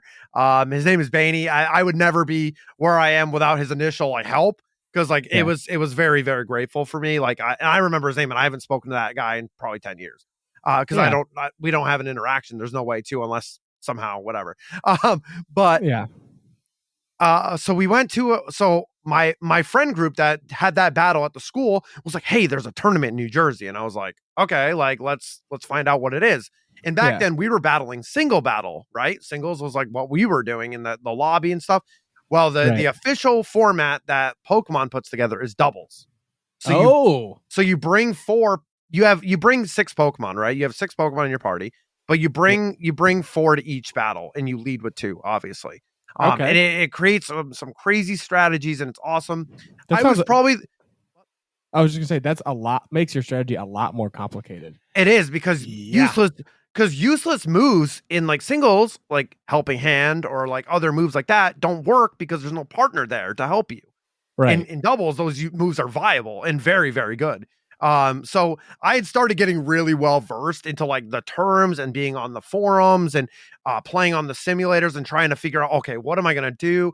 And it was a blast to like put my first team together. Back then it was a complete, the circuit was kind of terrible. So the regional events were best of one, and it was not Swiss rounds. So it was best of one single elim. When I first went to my first tournament, it was best of one single elim. It was brutal. My first tournament, I was, I think, 1 win away from getting into the finalist lounge which I think was like top 32, I think, or maybe top 64. I can't remember. I have a whole war story I wrote about it once. And I think for me personally, I was like, oh man, that's great. I lost to someone that was pretty good. And I was like, oh, okay, like that's cool. My first tournament, me and my friend, we lost in the same round. So it was cool. Not one of us was like standing around or anything. My Mama Mary drove us. Because I was like 19, I was like, "Oh my god, I'm driving through the city! Like, what the heck? Like, someone help me, please!" Like the I'm not GW driving. bridge is no joke. Yeah. So it was a really, really cool experience, and I got to meet a lot of people I had started to interact with online. My friend Cybertron, who's an amazing content creator now for Pokemon stuff. Like a lot of people, like just from that little event, it just really took off for me, and I immediately got hooked after that tournament experience, and it was incredible. I will say though, I was probably the most nervous I ever was in my life. I remember holding the stylus on my 3DS and I was like shaking. I was like, like, cause I never had been IRL like that in for a tournament. I was like, what? I never had that feeling. So it was definitely something you had to adjust to. And sometimes I get pre-tournament nerves still, but not like that bad where I'm like freaking out because it was like my first ever tournament, but it was cool. They had a lot of little side events and stuff like that, and it was a really cool experience for me. Right.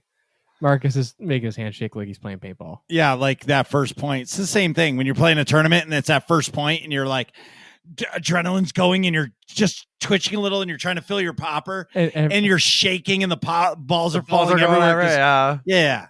That happened to me in Philly. Not like I was spilling paintballs everywhere, but like the first point, it's weird. So first of all, like everything feels different. Like I don't know about you, but like my mental state is different. Like out a tournament, it's a different area. I'm not comfortable. This is not where I practice, you know? So it's like it's on grass instead of turf. All the bunkers are brand new and perfect sparkling. You know what I mean? It's like the point starts and I'm like, and we're doing great. I think we killed 2 people off the break. So it's 5 versus 3. And I'm just like, everything's too easy. You don't want to make a mistake. And you don't want to move. Like every little action you do is like way more stakes, you know? So like, I can totally get what you're saying. Like every move you're like, do I need to attack again? Should I do a different move? Should I do this? Right. You're like thinking all this stuff through. It's like, oh no, I know how to play. I know how to play. Right. And I was a relatively new player at the time too. So like I didn't know a lot of like some of those players have been playing for a bit and all that good stuff. So yeah, I really kudos to the Pokemon Company for changing the tournament structure to be Swiss rounds. That's been one of their best changes they've ever made. So what are Swiss rounds? So Swiss rounds means like depending on the players, how many players enter a tournament, you have X amount of rounds, right? So So for an example that I can use right off the top of my head, I played in an online tournament last weekend. That had 373 players. And it was 9 rounds of Swiss. So I played 9 rounds of best of 3 games. So you had to win the best of 3 to like move on, like not move on, but like to get the win for the round. And then you played someone with a similar record as you. That was one of the better changes they made. And for a long time, they didn't have that. They had the Swiss rounds, but it was best of 1. One of my best tournament runs was best of 1 Swiss, but then Top Cut, which was the top 8 of the tournament, was best of 3. And then now they've started to just make it all best of 3, which is better in the long run because Pokemon can be sometimes have a luck factor into it. There's moves can miss. You can get paralyzed. You can get frozen. You can get whatever. It happens. Like things have crits. Like you can it happens. So. Right. It's good that I like the best of 3. You know what I mean? I don't like just the one and done because what if your what if your game has a glitch? You know what I mean? For a point. You know what I mean? Or a move. Yeah. And that one, your system glitches a little bit, and next thing you know, you're like you lose. Just unlucky because it's one and done. Right. Like so that original tournament. So, yeah, so you basically, so you just were in a tournament, 386 people or whatever you said, and it was 9 rounds, best of 3 for those 9 rounds. How long did that take to do 9 rounds? Best of 3. Well, online, I think online sometimes they give you the same amount of time in between games, like in a real life tournament, and then what they set up because they want to mirror how much an experience can be IRL. Totally different though, by the way. You're sitting in front of your computer. You're not interacting with people your friends, unless you are in Discord, which you could be. But I was mostly trying to focus because I had. Are you playing on? What are you playing on? My Switch, my Nintendo Switch. Oh, nice. Yeah, we're on the games that came out in 2019 still, Sword and Shield, because they are probably the best games to do this on still, until the new games come out in November. But yeah, and it takes a while, man. Like so check-in was 8:15 and the first round started at 9:15 PM or AM? AM for me. And that's a normal schedule for like a tournament. They start at like 9 a.m. and that's fine. This one was pretty long in my opinion. I only played 8 rounds because like I played 8 rounds because you had to be X and 2, so you had to have only 2 losses to make the day 2 on Sunday. So I got my 3rd loss and I was like, I'm gonna play one more round, whatever. My opponent didn't show up for the last round, so I got the win, and then I had to drop out of the tournament because I had a stream to go to. I was like, I'm gonna go stream, like, you know, I'm not gonna like. I wanted to play that last round just to play, get some more experience going and stuff. Played a lot of good players. Like I said, I said this on stream, but I lost the person that won the tournament in the 2nd round. And it was a really fun set to play with them. And it was cool. That's awesome. But yeah, it does take a long time. So I dropped the 8th round it was around like 5:30. So that's a long time. It's a long day. But that's why a lot of the big tournaments nowadays do like Top Cut on Sundays, because it gives you guys a chance to like rest and stuff. And when it's a total like mental thing. So what was your record in that tournament last week? 5-3. That's good. So you were, you would have been in the Sunday club? No. I had 2 losses. So I lost to the player that won the entire event. Yeah. Then I played 2 rounds in a row. I played the same, like this European team that's been going around a little bit. And one of them was piloted by someone who is 2nd in overall points in EU for like the actual tournaments right now and is going to Worlds in August. And it was a really good experience, like, you know, play against these players and try to like, you know, because I haven't played or went to a tournament in over 2 years because of COVID.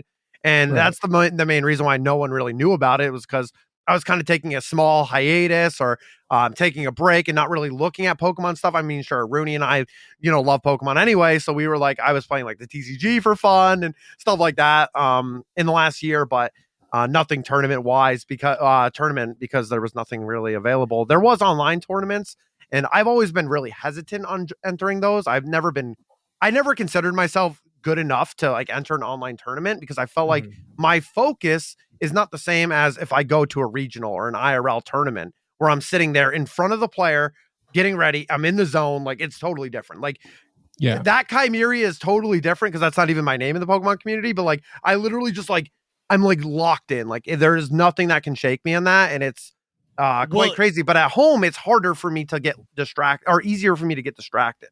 Will you be Kymeri when you go into the next tournament series? Like moving forward in Pokemon, or are you going to change your name? I'm not going to. I think I'm going to just keep both of what I've had because they both mean something to me.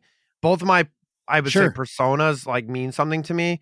Like the Great is like my name that I've had since I was like 19 years old. And like I built my name and my name up with that and friends I've made.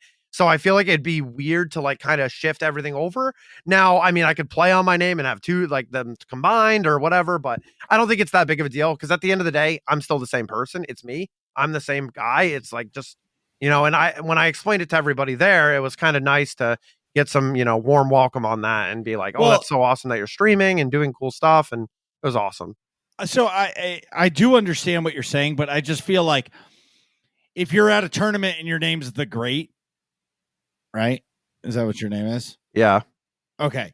But then like people are going to be searching for you as the Great on Twitch when you're the Kymeri.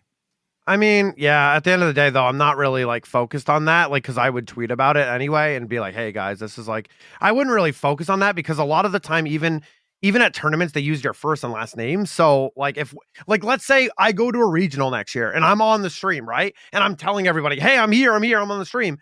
That name doesn't change, right? Like my name is my name. So like they usually use it's just an online alias. It's not like that's my name in like the standings. It's my real name, which that's why I was more comfortable opening up and telling people my name is Tom. Like, hi guys, I'm Tom. So like, because I have already opened up that can of worms with the Pokemon community, already knowing because every tournament's like that. So, hey, like, he's Nick and I'm Marcus and I'm Tom. Hi. We are working class. Anyways, so you know what's interesting though? Like I know some gaming tournaments they do that, or a lot of like esports they'll use people's usernames, and they'll like I know like fighting tournaments they use people's usernames too. Well, that I think that's a lot of privacy too. They don't want that, like, they don't want anybody getting like hurt. Doxed or whatever. But yeah. my question, and I'm circling back to this last tournament on Saturday or Sunday, whenever. Saturday.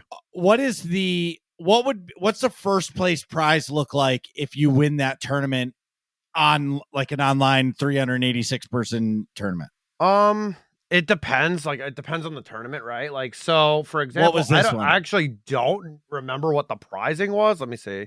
Oh, it was like, oh yeah, I remember. So it was like a smaller one. Like sometimes when they're hosted by the official events, they're worth a little bit more. Maybe you have points toward the circuit, or Sure. you like prizing and champion trophies and stuff. This one was run by a grassroots, which is considered like, hey, like they're just like an organization that runs a tournament, which is cool, great. That's what we need to keep going, especially during the COVID era.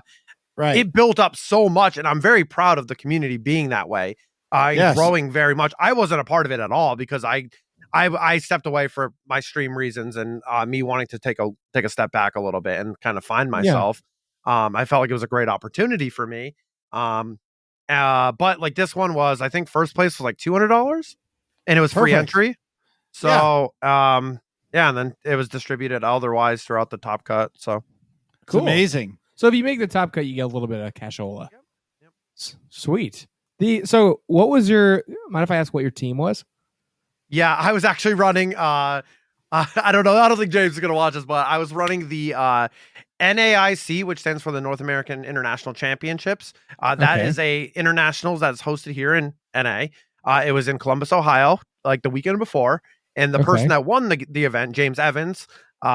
I used his six Pokemon. I basically kind of like watched what he was doing, and I kind of learned all about the team, and I thought it looked really fun to me to use. And I kind of just ran that because I've never been one to be like the best team builder.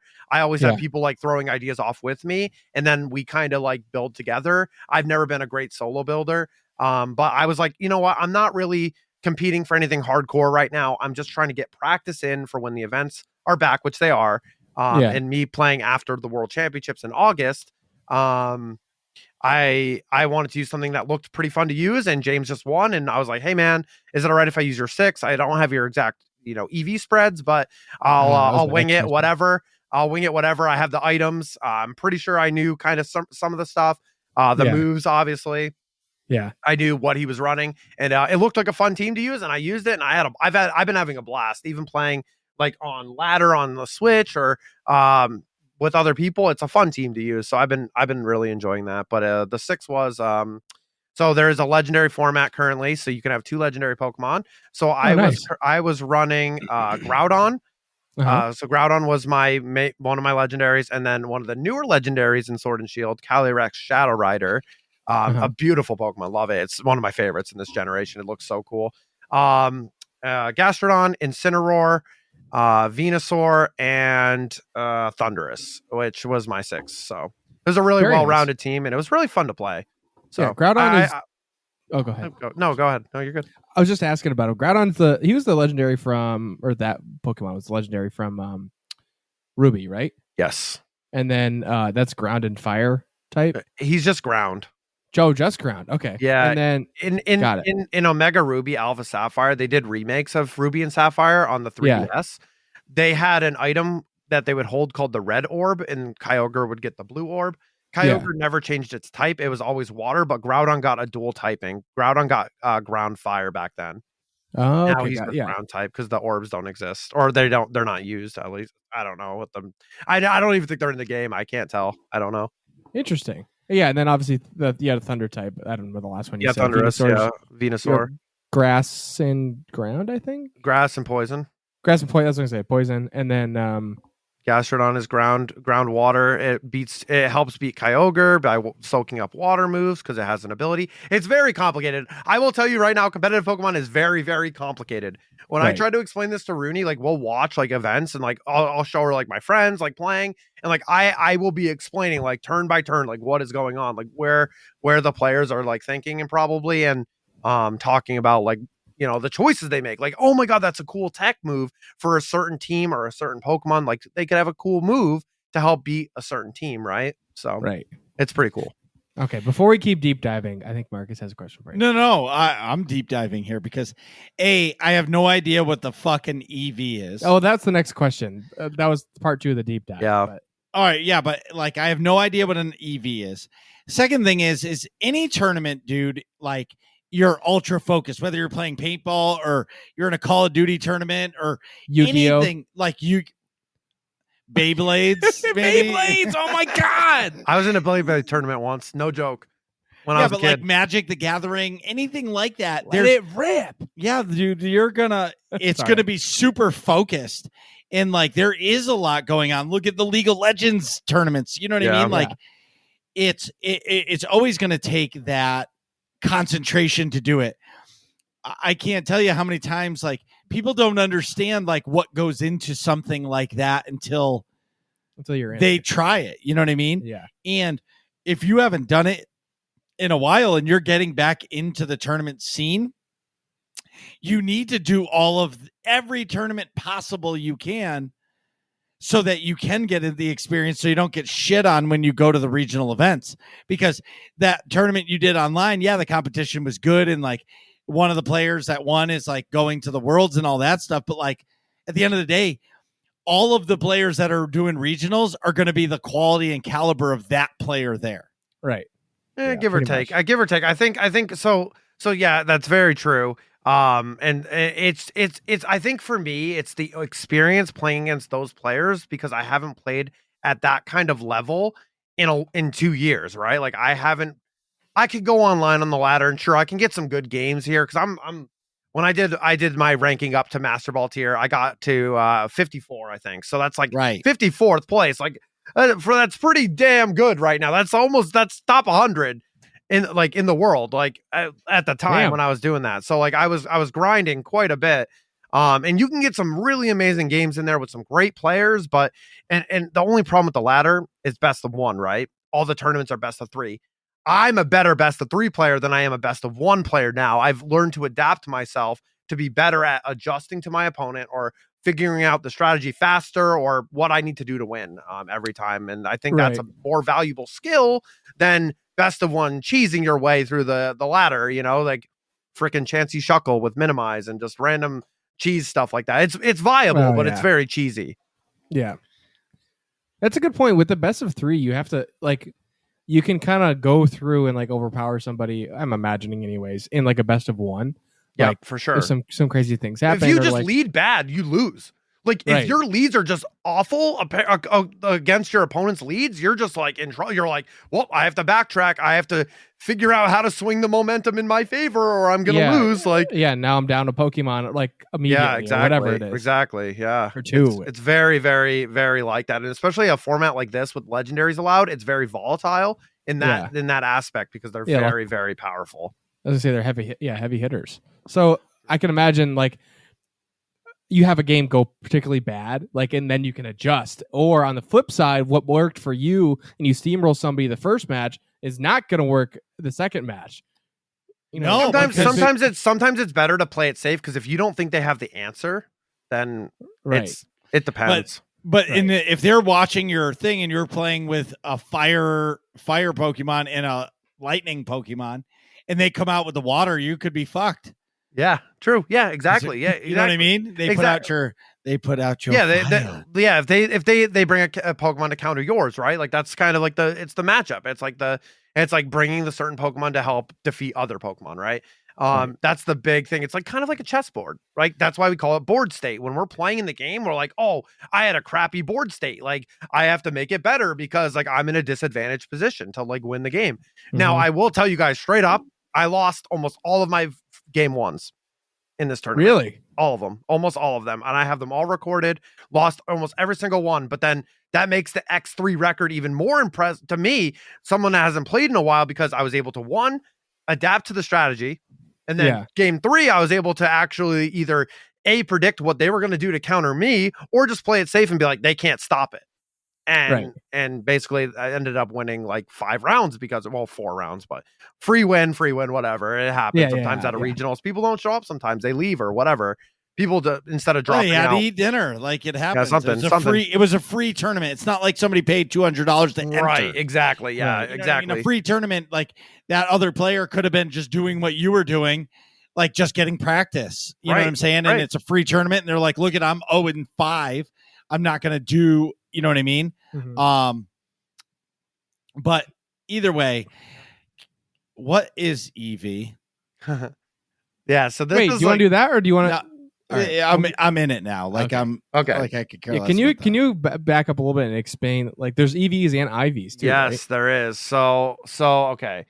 So when a Pokemon is generated in the game, it gets these values called individual values, IVs.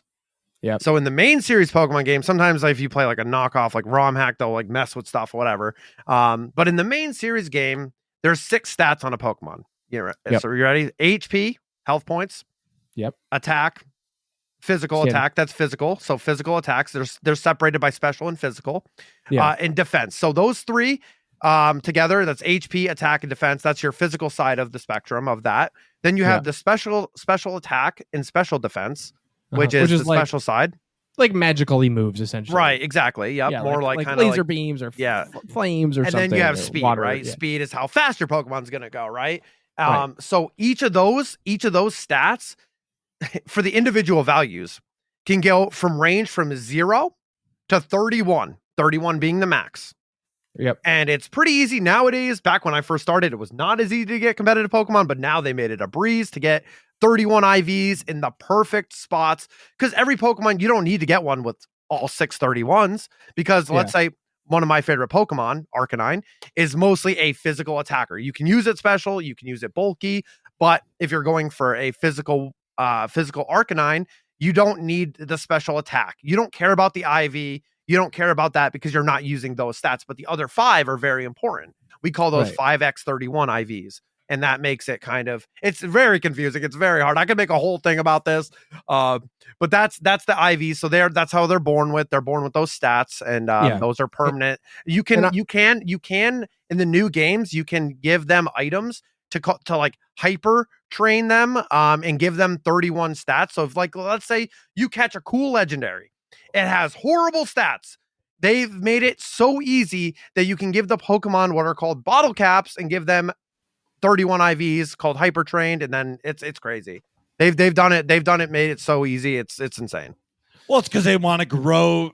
Exactly. They want to keep it growing. They don't want people to feel like, oh my God, this guy's been playing Pokemon since fucking 2008.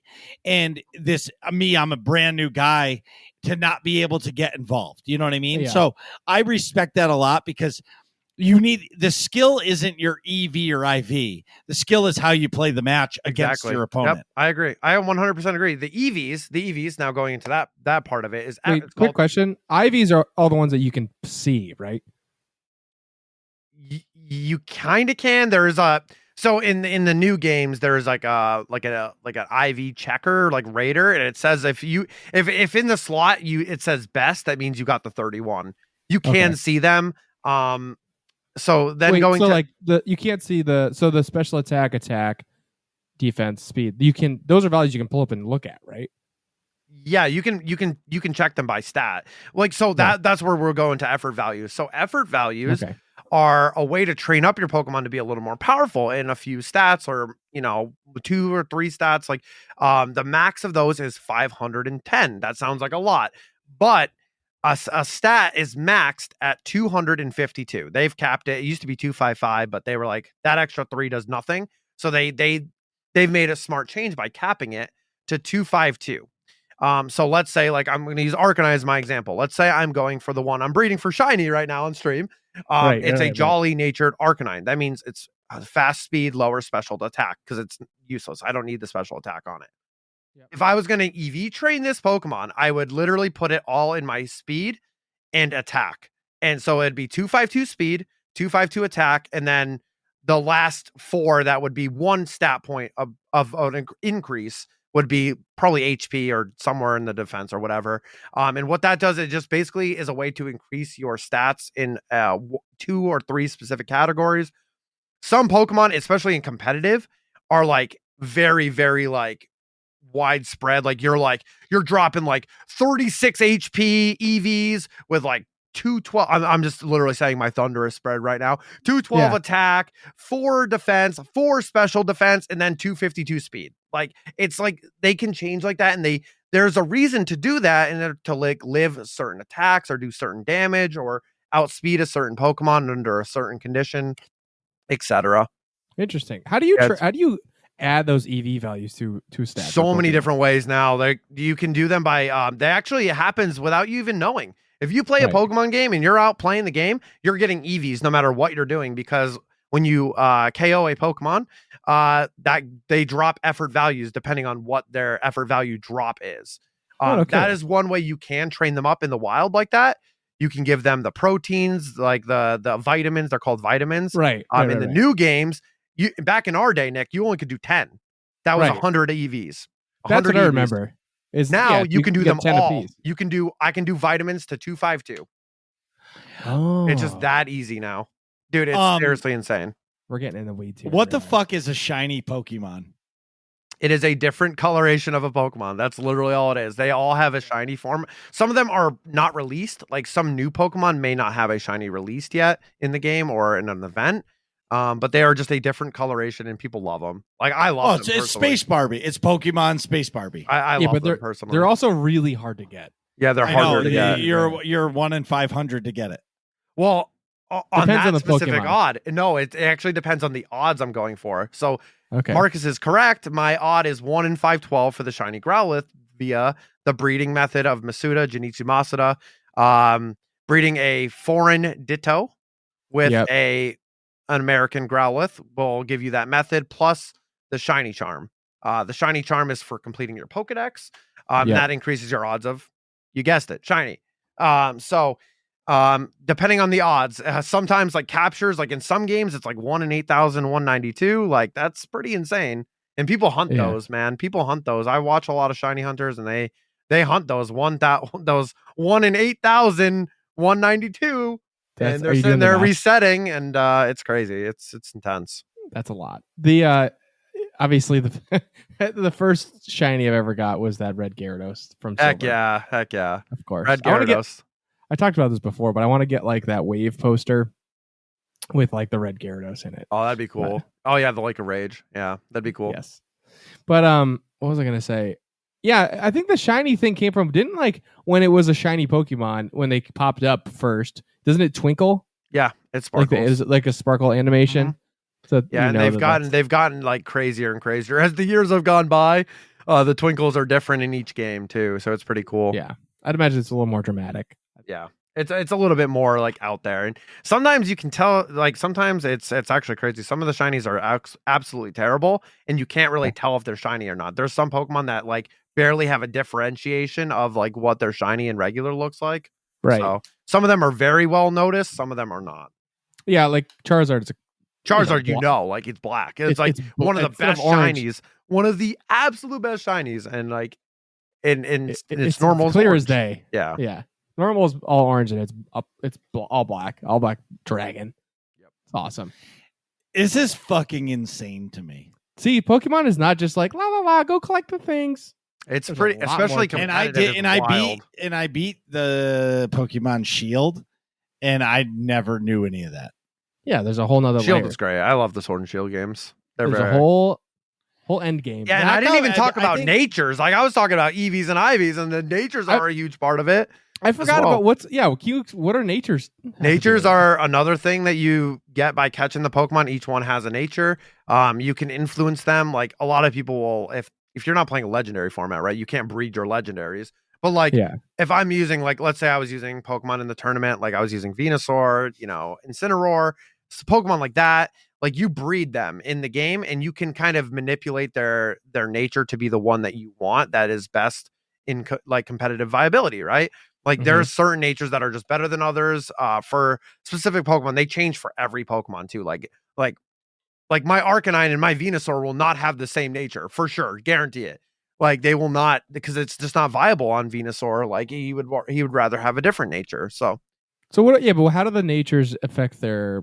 they have an play style? increase. That's another increase in stats. So like I Okay. mentioned Jolly Arcanine. Jolly increases your speed and lowers your special attack. So the one I don't need, it lowers the special attack because I don't need it, right? Yeah, and So speed is oftentimes you advantageous. would want to use the one that counterbalances to the stat you don't need. I see. Yeah, versus like if Venusaur needs special attack, you don't want that jolly nature. Yeah, right, exactly. You might not care about that. You'd want timid. Pokemon Timid speed. would be the opposite. Timid would be raises speed, lowers attack instead, which is exactly what Venusaur would want. Yeah. He's fast boy. He's fast plant boy. He going fast in the sun. He crazy. I love Venusaur, man. I wasn't using Venusaur like all day on Saturday, and then like two of the sets I needed Venusaur so bad, and it worked so well, and I was so happy because I was like, I haven't even used Venusaur just because the matchup didn't feel great with him. But it was great. If you were a real oh my god, if Pokemon were real tomorrow, what would you choose as your first Pokemon? And it does not have to be starters, by the way. I'm picking my boy. Growlithe. What do you mean? Like, I know it sounds cliche because he's like a puppy, he's like a dog, but like it's one of my favorite Pokemon, and I think that would be where I'd start that off with my doggo, my favorite doggo. So I think so too. I'd probably pick a fire type. I'm a fire type fiend. It's bad. I had a dream when I was like a kid that I was a fire type gym leader. No joke. This actually happened. It's so weird. It's so weird having a dream like that and then going to tournaments and you're like, you're like, right. Wait a minute. I do. Yeah, I am involved in this. Yeah. Marcus, what would you pick? I don't fucking know. He's like, I gotta look up the Pokedex. Give me a sec, dude. Yeah, I'm trying to think. I would probably do. I'd probably pick Charmander, the OG. I'd be Geodude. Geodude. My first shiny was Graveler, and it exploded on me. Or the Roggenrola. Roggenrola. That motherfucker killed me so many times. In Sword or Shield or whatever it was? Shield. Yeah. So many times. Fuck that guy.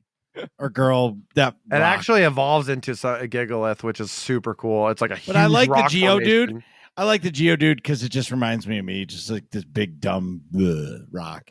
And he punches everything. You know what I mean? I don't think I'd describe you that way. You're a rock because you're a rock in our hearts, Marcus. You're a solid friend. The real friends are the Pokemon we met along the way. Some would say Marcus is rock solid. Hey. Oh I don't know. Okay, wait. Different question. What Pokemon do you think best represents you? Me? Exploud. What's the most loud? Exploud. And loud and excited How do you spell Pokemon? EXPLOUD. Oh, that's Marcus. No, that's Kymeri. The mouth is like wide open, like he's like screaming the whole time. That's this guy. It's Exploud. That's not for me. Sure. Hype's in the chat. Yeah, exactly. That's not me. Let me go get an Exploud mask for stream now. There we go. I don't know what mine would be. Type in what's a jolly Pokemon for Nick. No, me. For you, jolly. I'd have to really think about this. Pikachu? No. Not Snorlax. He's too sleepy. No, that's not way me. Too sleepy. Way too sleepy. But anyway, well, while you guys are doing that, what's your favorite candy? Like candy? Like candy. Mm-hmm. Candy makes you dandy. I have multiples, or is this just one? You can give us some Mount Rushmore, you but can give us the Mount Rushmore. How about I give you a chocolate and then a like fruity candy? Okay. So my favorite chocolate candy, like I love Ferrero Rocher, but like I'd probably go with Twix. I think Twix has been my go-to ever since I was a kid. I love all the different flavors of Twix. Give me the peanut butter one all day long. I will eat those for weeks. I might just walk to Cumbies right now and go get it. And then that used to be my favorite too. Fruity candy. I love the Sour Punch straws. All those things are like, addictive. Like I have any. Oh wait, hold on. Wait, they can't see this on video, but yo, straight up. You have Sour Punch bites. Yeah, and I buy them at the grocery store because they're 2 for $5, and I'm like, well, I'm gonna have my candy whenever I want. Like I'm here, like I can do it. So It's pretty sweet. Those are my two favorite candies. What about you, Nick? For candy? Yeah. Probably. I don't have a.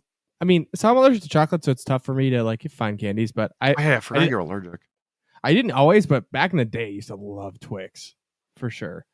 But now I think probably Skittles or Sour Patch Kids. I really like Sour Patch Kids too. So are you allergic to like cocoa? Yeah, So you could not have hot chocolate.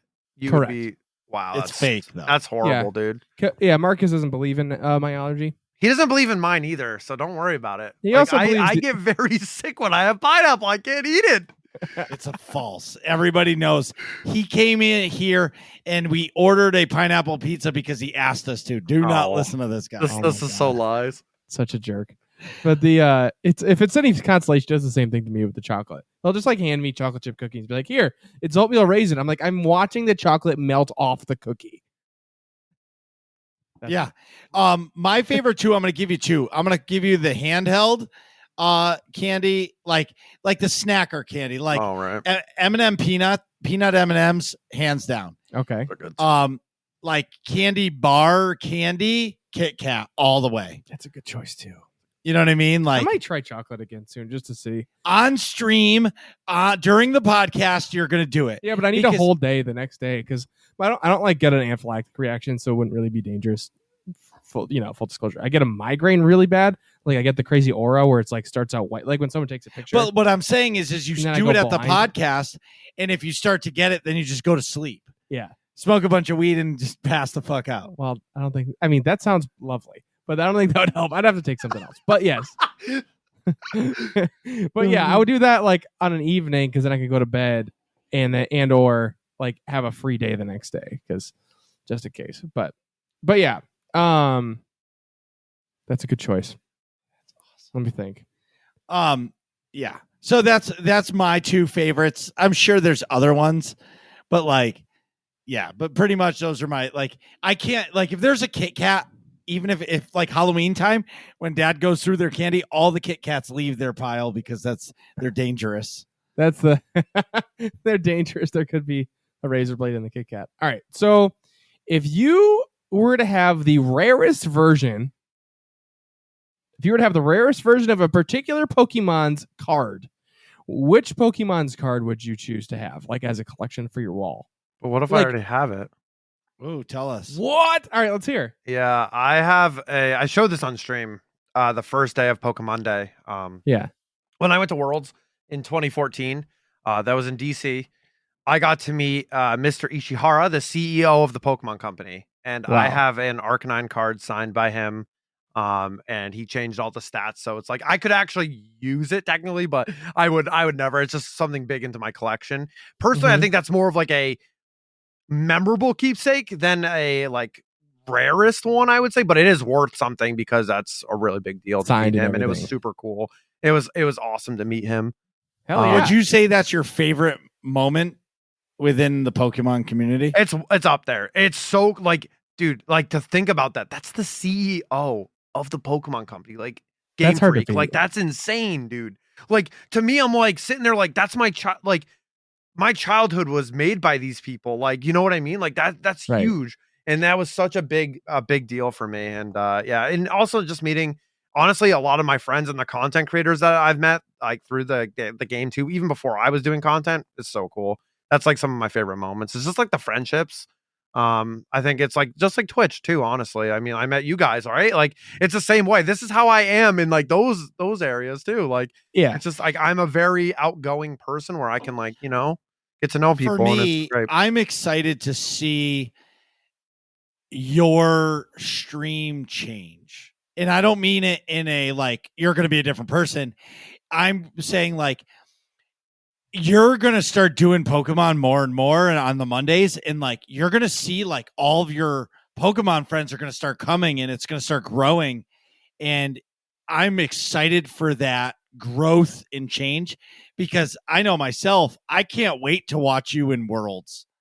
Hell yeah, me too. No, win? No. That's so. No, but like no, watch just- you go. Like, No, watch you in World. yeah, right. That's my big goal, right? Like I've never actually had my full invite to the World Championships, so a lot of it was a testament to like what I did for my job back then, like money situations, not being able to go to regionals to get points and all this stuff. So there's excuses, but I don't have time for excuses. It's about hard work sometimes too. Yeah. So it's straight up like this year coming up, I really want it. I've been talking to my friends, like I've been really excited, and hopefully we'll know where the next Worlds is after the one in August. So we'll see.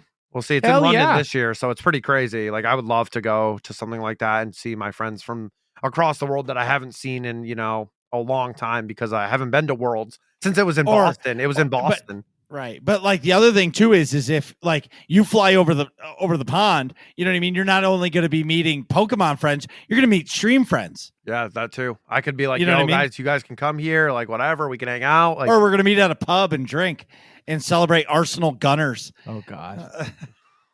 Anyway, so we're rocking and rolling. This morning when I woke up, there was 0 working class questions. Yep. By the time the show started, we've got a pile. So let's get into it. All right. We'll do fast fire. Okay, but I'm gonna pee while you answer the first one. Okay. Yeah, his legs are going 100 miles an hour. See, I beat at the break, but then I've only drank half of this beer and I already have to pee. Anyways, So Go ahead. Atrax asks, "What's your most embarrassing high school moment?" this is for me. These Well, questions are we're for all me. we're all gonna answer them. My most embarrassing high school moment. Oh man. I definitely I got that's a tough one. I mean, that's a really, really tough one, man. You want me to go first? Yeah, I would go first. Go first. So I was taking a shit in the bathroom and I was smoking a cig, and the fucking principal walked in and was like, "What the fuck are you doing?" And I said, "I'm smoking and shitting." That's I your, got- that's your answer. Holy, that's embarrassing to you. Very embarrassing. Yeah, dude, I was taking a dump and the That's principal true. came in and was like, "What the True. fuck are you doing?" I was like, "Smoking and shitting." True. And then I got fucking detention and internal suspension for like a week. I was an idiot in high school. Like I was a straight up idiot. just like completely no. That's hilarious. I'll No let Nick fucks to go, 'cause I'm give? still thinking about mine. I was trying to think too. I saw this question earlier. Oh, you know what? As we go, there were more posted. We can address that after No, we can just if next week. Yeah, by the time once we do the show, we'll mark like a point, and like the next ones will just go to next week. Okay. But so anyway, so I'm trying to think my most embarrassing high school moment. Just so I'm just reading some of these questions. Our fucking community is trolling. Of course they are. Anyways, what's your most embarrassing? Come on, you don't have a moment in your high school like that was super embarrassing for you? Yeah, I do. So okay. I don't know. I'm trying. Okay, so I do have. He doesn't want to say like he shit his pants. So No, I like, didn't shit my pants. I'm trying to think if I peed myself. That's much more likely. I don't think I did. I definitely did that in college when drinking was involved. Yeah, but of course. But I'm talking high school. Sorry. So in high school, I think it was not a moment, but like a scenario that happened. So like I was dating this one girl, and Of course you were. dating one girl. So girl A, she's not great, not a great situation. Girl B is like, hey, you're attractive. We should date. Blah blah blah. You know how high school goes, and it's like I'm like a freshman or sophomore or something, early in the high school. Like, great, that's gonna be great. I'm gonna break up with her anyways, so that's convenient. It's like I'll just go be with you after I break up with girl A. I go to talk to girl B, and she like completely ghosted me. And then like the whole school, and then said that like I texted her something like super dirty to the whole school. I was like, what the fuck? F's. Yep. So like F's in the chat. So Yeah. so I looked like an asshole that was like a creeper, and also broke up with the other girl.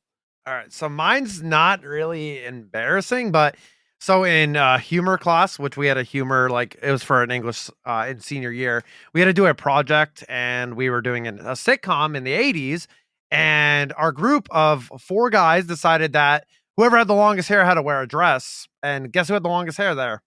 This guy. And it was really weird because I had a lacrosse game that day. So I had like dress pants on, wearing a dress for a video. Like we had to do this whole sitcom video skit thing and me wearing a dress and stuff. And it was interesting. It was quite weird to walk or be like, yeah, this is like my mom's, like my mom's dress. Like what the, Well, hey, I get it. I did not have to wear a dress. I think I had to make a music video at one point, but in middle school, I was in a group project and we had to like make a jingle in a music class for a product, and the product was mullet in a can. Huh. It was very stupid. It was middle school ideas. So, all right. Atrax also asks, what is the worst household chore to do? This is a very easy answer for me. This is folding laundry and ironing clothes combo. Laundry preparation is terrible for me. Is it me?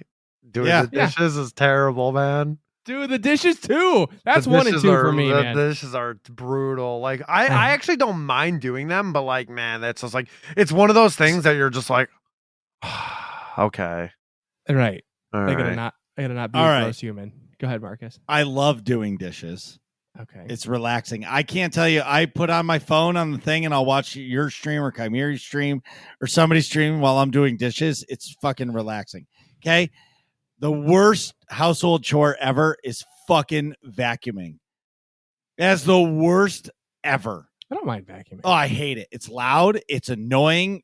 And then you got to like dump out the tray because it like gets filled up and it's all fucking dust. Blech. See, I think vacuuming I think of as not that bad because I don't have to vacuum that often. Like vacuum because you don't have dogs. I don't have dogs, right? And I live by myself, so like I can not vacuum for 2 weeks, and like my apartment looks spotless still the whole time. Thank you, Atrax. Doritos asks, who would be your favorite late night personality to interview, past or present? Late night personality. Can I go first? What if I already have mine too? Oh God, I don't have a clue. So go All ahead. right, you can go first, Kymeri. Mine is someone I did a huge project on my senior year again in high school, Jimmy Kimmel. Love Jimmy Kimmel. Okay. You watch a lot of Jimmy Kimmel. I should say, obviously. Oh, I'm glad I didn't go first. So, like, it has to be somebody who had a late night show. I think that's the spirit of the question, but what was your answer was going to be? Ron Jeremy. Oh, that's a different kind of late night. Yeah, I love how your default brain setting is that. Well, I was just thinking late night after dark, like same shit. Yeah, like Skinamax. Yeah. Like the Cinemax shows at like 3 a.m. Well, whatever. But like, that's where I didn't realize. So honestly, like if it was like a late night personality, I would pick Conan O'Brien because I just feel like he's an ultra douche and I would like to see how douchey he could be. I'd probably see, like, I don't have a particular like attachment to any of the late night TV hosts. It's not like my jam for TV back in the day, or even now. I guess maybe Jay Leno because he's got a cool car collection that I could talk about, and he could like take me through his car collection. I thought you were gonna say his chin. Well, he's got the mega chin too. He is the Crimson Chin from Fairly Odd Parents. Oh, what? Oh, listen, this is a good one. This one is not for. Well, I guess Kymeri could answer it. This is for both hosts. From Doritos again. Other than being family, what is your co-host's most endearing quality? Most endearing quality? Well, I have like a twofer for Marcus. Wait, mine should be for both of you instead of to me. Yeah. So you want me to go? I'll go. Yes. Sure. For Marcus, I have my answer locked in. So for Marcus, it's just how how generous, like how kind he is. Like he's just a very kind person, and I find him very relatable to talk to. Like we talk all the time, so I could talk to him about literally anything for hours on end for no reason, like just because we do. Yeah. And you, Nick, you are you're just, I think you're the class A humor and the kind of like the how do I put this? Like I pictured you as a kid as a class clown. See, I was actually the opposite. Really? Yeah, I have changed a lot in my. Wow. I was like very shy, not shy, I guess, but like Now you like get all the ladies on the dating app. Yeah, well, I have to have a good track record, I should say. I have a good like dating resume though. Like, you know. So Nick, Yes. what is your co-host most endearing quality? Well, okay, so like obviously besides not in podcast and streaming world, Marcus is this is the two things I want to talk about. First and foremost, Marcus is super welcoming and like accepting of people in a way that like you don't see very often because like you have a very wide range of life experiences, so like you're super non-judgmental for people. Like I can't tell you how many times I've like explained something and Marcus goes, "Dude, life happens. Like shit happens to people." You know what I mean? So that's super cool. That's like a really nice like welcoming quality you have in their like demeanor about people, and that's part of the reason why people like really gravitate towards your stream in the nerds community because you're super welcoming anyways. But also you have a unique ability to like get shit done very quickly, like figure it out and get complicated problems done. Like obviously I worked with you before, and so like actual construction complexities get you're really good with, but also like trying to figure out a merch store quickly, or trying to figure out like a paintball team, or trying to figure out like just like navigating tricky waters. You have a innate ability to like figure shit out creatively quickly, which is pretty cool. But I would say Nick has the ability to turn on his smart hat and blow somebody out of the water. Like when we're talking with people, you know, out of nowhere, Nick will drop the knowledge, and it blows me away that somebody can be that smart, because I'm an idiot. Like I and I mean that in a kind way. I'm not talking down upon myself. No, I know. Yeah. But like Nick is just straight up smart, and he's caring too. Like it's hard for Nick to say no. Definitely. I had to learn how to say no. Right, exactly. And I would say that's probably your most endearing quality, is you're super smart and super caring. So like when somebody has a problem, you want to help them facilitate that problem. Yeah, facilitate solving it. Yeah. Solving it. That's what I meant. Yeah. Well, thank you. All right. So from the third question from Doritos is, what is your most regrettable purchase to date? I have a lot of those. Can I go first? Oh, go ahead, Kymeri. My ex's car. Whoever. No, I just want to go first. Yeah. I don't regret nothing.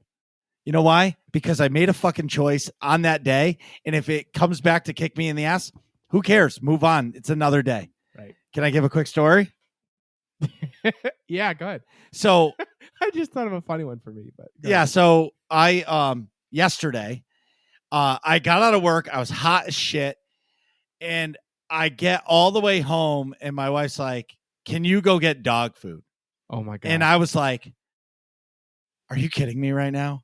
I just worked 10 hours. I'm hot, and you want me to go get dog food? Whatever, I'll go." So I go to the store, and the instant toxicity kicked in as soon as I walked through the store. So for the record, my wife hates fish. She doesn't want a fish tank ever, but they had a big display with the 10-gallon fish aquarium on sale for $60. So I bought that shit and brought it home to the kids, and they were so excited. My wife was so mad at me. She's so mad, and I'm like so amped because I like fish. And she looks at me and she goes, "Why didn't you talk to me about this?" I was like, "I really want some fish." And that was my way of saying, listen, I didn't want to go get dog food. I wanted to take a shower, and I wanted to sit down and enjoy my kids, and you made me go get dog food. So now we're going to have fish. That's amazing. Let's go. Yeah. That's amazing, bro. The kids are thrilled. All right. You're super stoked. Nick, go. You can go first. No, Kymeri, go ahead. Because you had one. Like, yeah, my ex's car. Yeah. Ooh, yeah, burn. Yeah. That's rough. I was gonna make a joke in that frame, but not a car. Yeah, it's a loan. It's definitely one of my most regrettable things to do. Yeah. But you live and learn, right? Like it happens. Yeah. Like Of course. could be worse. It could have been a house. Could have been a lot of other things too. Or co-signed on student loans or something. I know somebody that did that. That was bad. But or credit cards or whatever, all the above. So I was gonna say a high noon at a bar in September 2021. But why would you regret buying one high noon? Because that's what started it all. Oh, goddamn. All right, moving on. Moving on. That's what started it all. Oh my God. A-Tracks. I'm not sharing the details. No, of that I'm ridiculousness moving on. story. I'm moving on. Okay, time out. Let's just address Marcus's anxiousness to not talk about this subject matter. That's the intensity of the story. So, but it's too much. We're moving for on, the Nick. show. Okay. So Atrax If has you a second round of questions. Had to either go bald with the best looking facial hair or never grow any facial hair, eyebrows included, but you would have the best looking hairstyle, which would you pick? This is very easy for me. Me too. Kymeri is thinking, which is why I want to hear your thoughts. You guys got to be right with this bald and facial hair, right? Like, Yeah, Like, 100%. like, dude, if you didn't have eyebrows, like, man, that's kind of like, that's like, that's the, like, if he that's the didn't turn. add that point in there, Atrax, what the heck, man? Straight up, Yeah. like, if you didn't add that, I would probably have been like, probably the hair. That probably wouldn't have been bad, like, honestly, but like, Right. See, it's the I totally agree. The no eyebrows thing makes you look crazy. Because then what are you gonna do? Tattoo eyebrows on? Then you look like a psycho with tattooed on eyebrows. You know what I mean? I feel like this is a little here's better. my if you're- Sharpie. right? Like I feel like you can't get like a wig for eyebrows. He is such a troll. Oh my God. I got nothing. So it's got to be bald with facial hair. Yeah, bald with facial hair. 100%. Would you rather have your head look exactly like a pineapple or every pineapple look like your head? I feel like my head already looks like a pineapple a little bit when my hair's crazy. I've got like a peanut shaped head, but I would go with the every pineapple is shaped like my head because that means like I could go to a store and just like Palm it. well, yeah. And I don't know. I feel like you could be like the pineapple head guy. Oh my God. These questions. This is bad. Thanks, Atrax, for the questions. Yep. If you were a hot dog, would you eat yourself? Stask wants to know. Okay, so this is a complicated question because I love hot dogs, right? There's like basically not a hot dog I wouldn't at least try, but I'm not gonna eat myself. Like technically I'm currently edible and I would never eat myself, so I'm gonna say no. If I lived in a hot dog world where humans were hot dogs and hot dogs were humans, I would not eat myself. Marcus? No. Okay, moving on. So Troll. Stask. Then Shara asks, going off the hot dog related question, is bologna the sandwich meat? Is bologna just hot dogs for people that like pancakes? Because bologna's flat. It's not even for us to answer. This is just it's like a shower thought. Yeah, like Is I'm just moving on. it's fantastic. Thanks, Shara. Thanks, Shara. You just did. The answer is yes, by the way. KP Dizzle. With the deep question, What really got you into gaming? want me to go first? I got one. Or Kymeri, go first. Okay. So what really got me into gaming was I was a kid, obviously. The Game Boy helped. I told that story earlier, but it was really honestly the PlayStation. My big thing was getting a PS1 and then followed by the PlayStation 2, and that really sunk me into gaming. I just played every game I could. Then I played online games and was hooked on multiplayer. So a lot of that was thanks to my parents, like just supporting me and wanting to like. I was like, oh, the video games are cool, and Yeah. I loved my PlayStation and my Game Boy, and I've always had one or two of both of those things at the same time. So definitely those two things. Basically my parents and my cousin got me really into gaming. Marcus? I read comic books and I was always this nerd. You know what I mean? Like I always was into this and it just fell into my lap, whether it was Tetris, Duck Hunt, Echo the Dolphin, because that's the only game that came with my Sega Genesis, which I've talked about that story before. But pretty much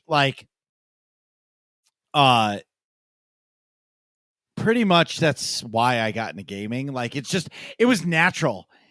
And it almost adds to like our question last week of can you see yourself still playing games? Yeah. When you're 40, 50, 60. You know what I mean? And I feel like I'll be playing a Star Wars The Old Republic emulator when I'm 60. Yeah. Fair enough. So for me, I think originally what sparked me wanting to play games at all, I was like, when I was a little kid, I was like into outdoorsy things, riding my bike, and all kinds of stuff like that. I was never really like very artistic. So like drawing things or like indoor activities. So I always wanted to do stuff outside. But I like shows a lot too. But what sparked me getting into games is my dad had his computer, like the family computer, in like a big walk-in closet in one of the rooms. And I think he was taking a coding course at the time, like at a community college, and just like a class.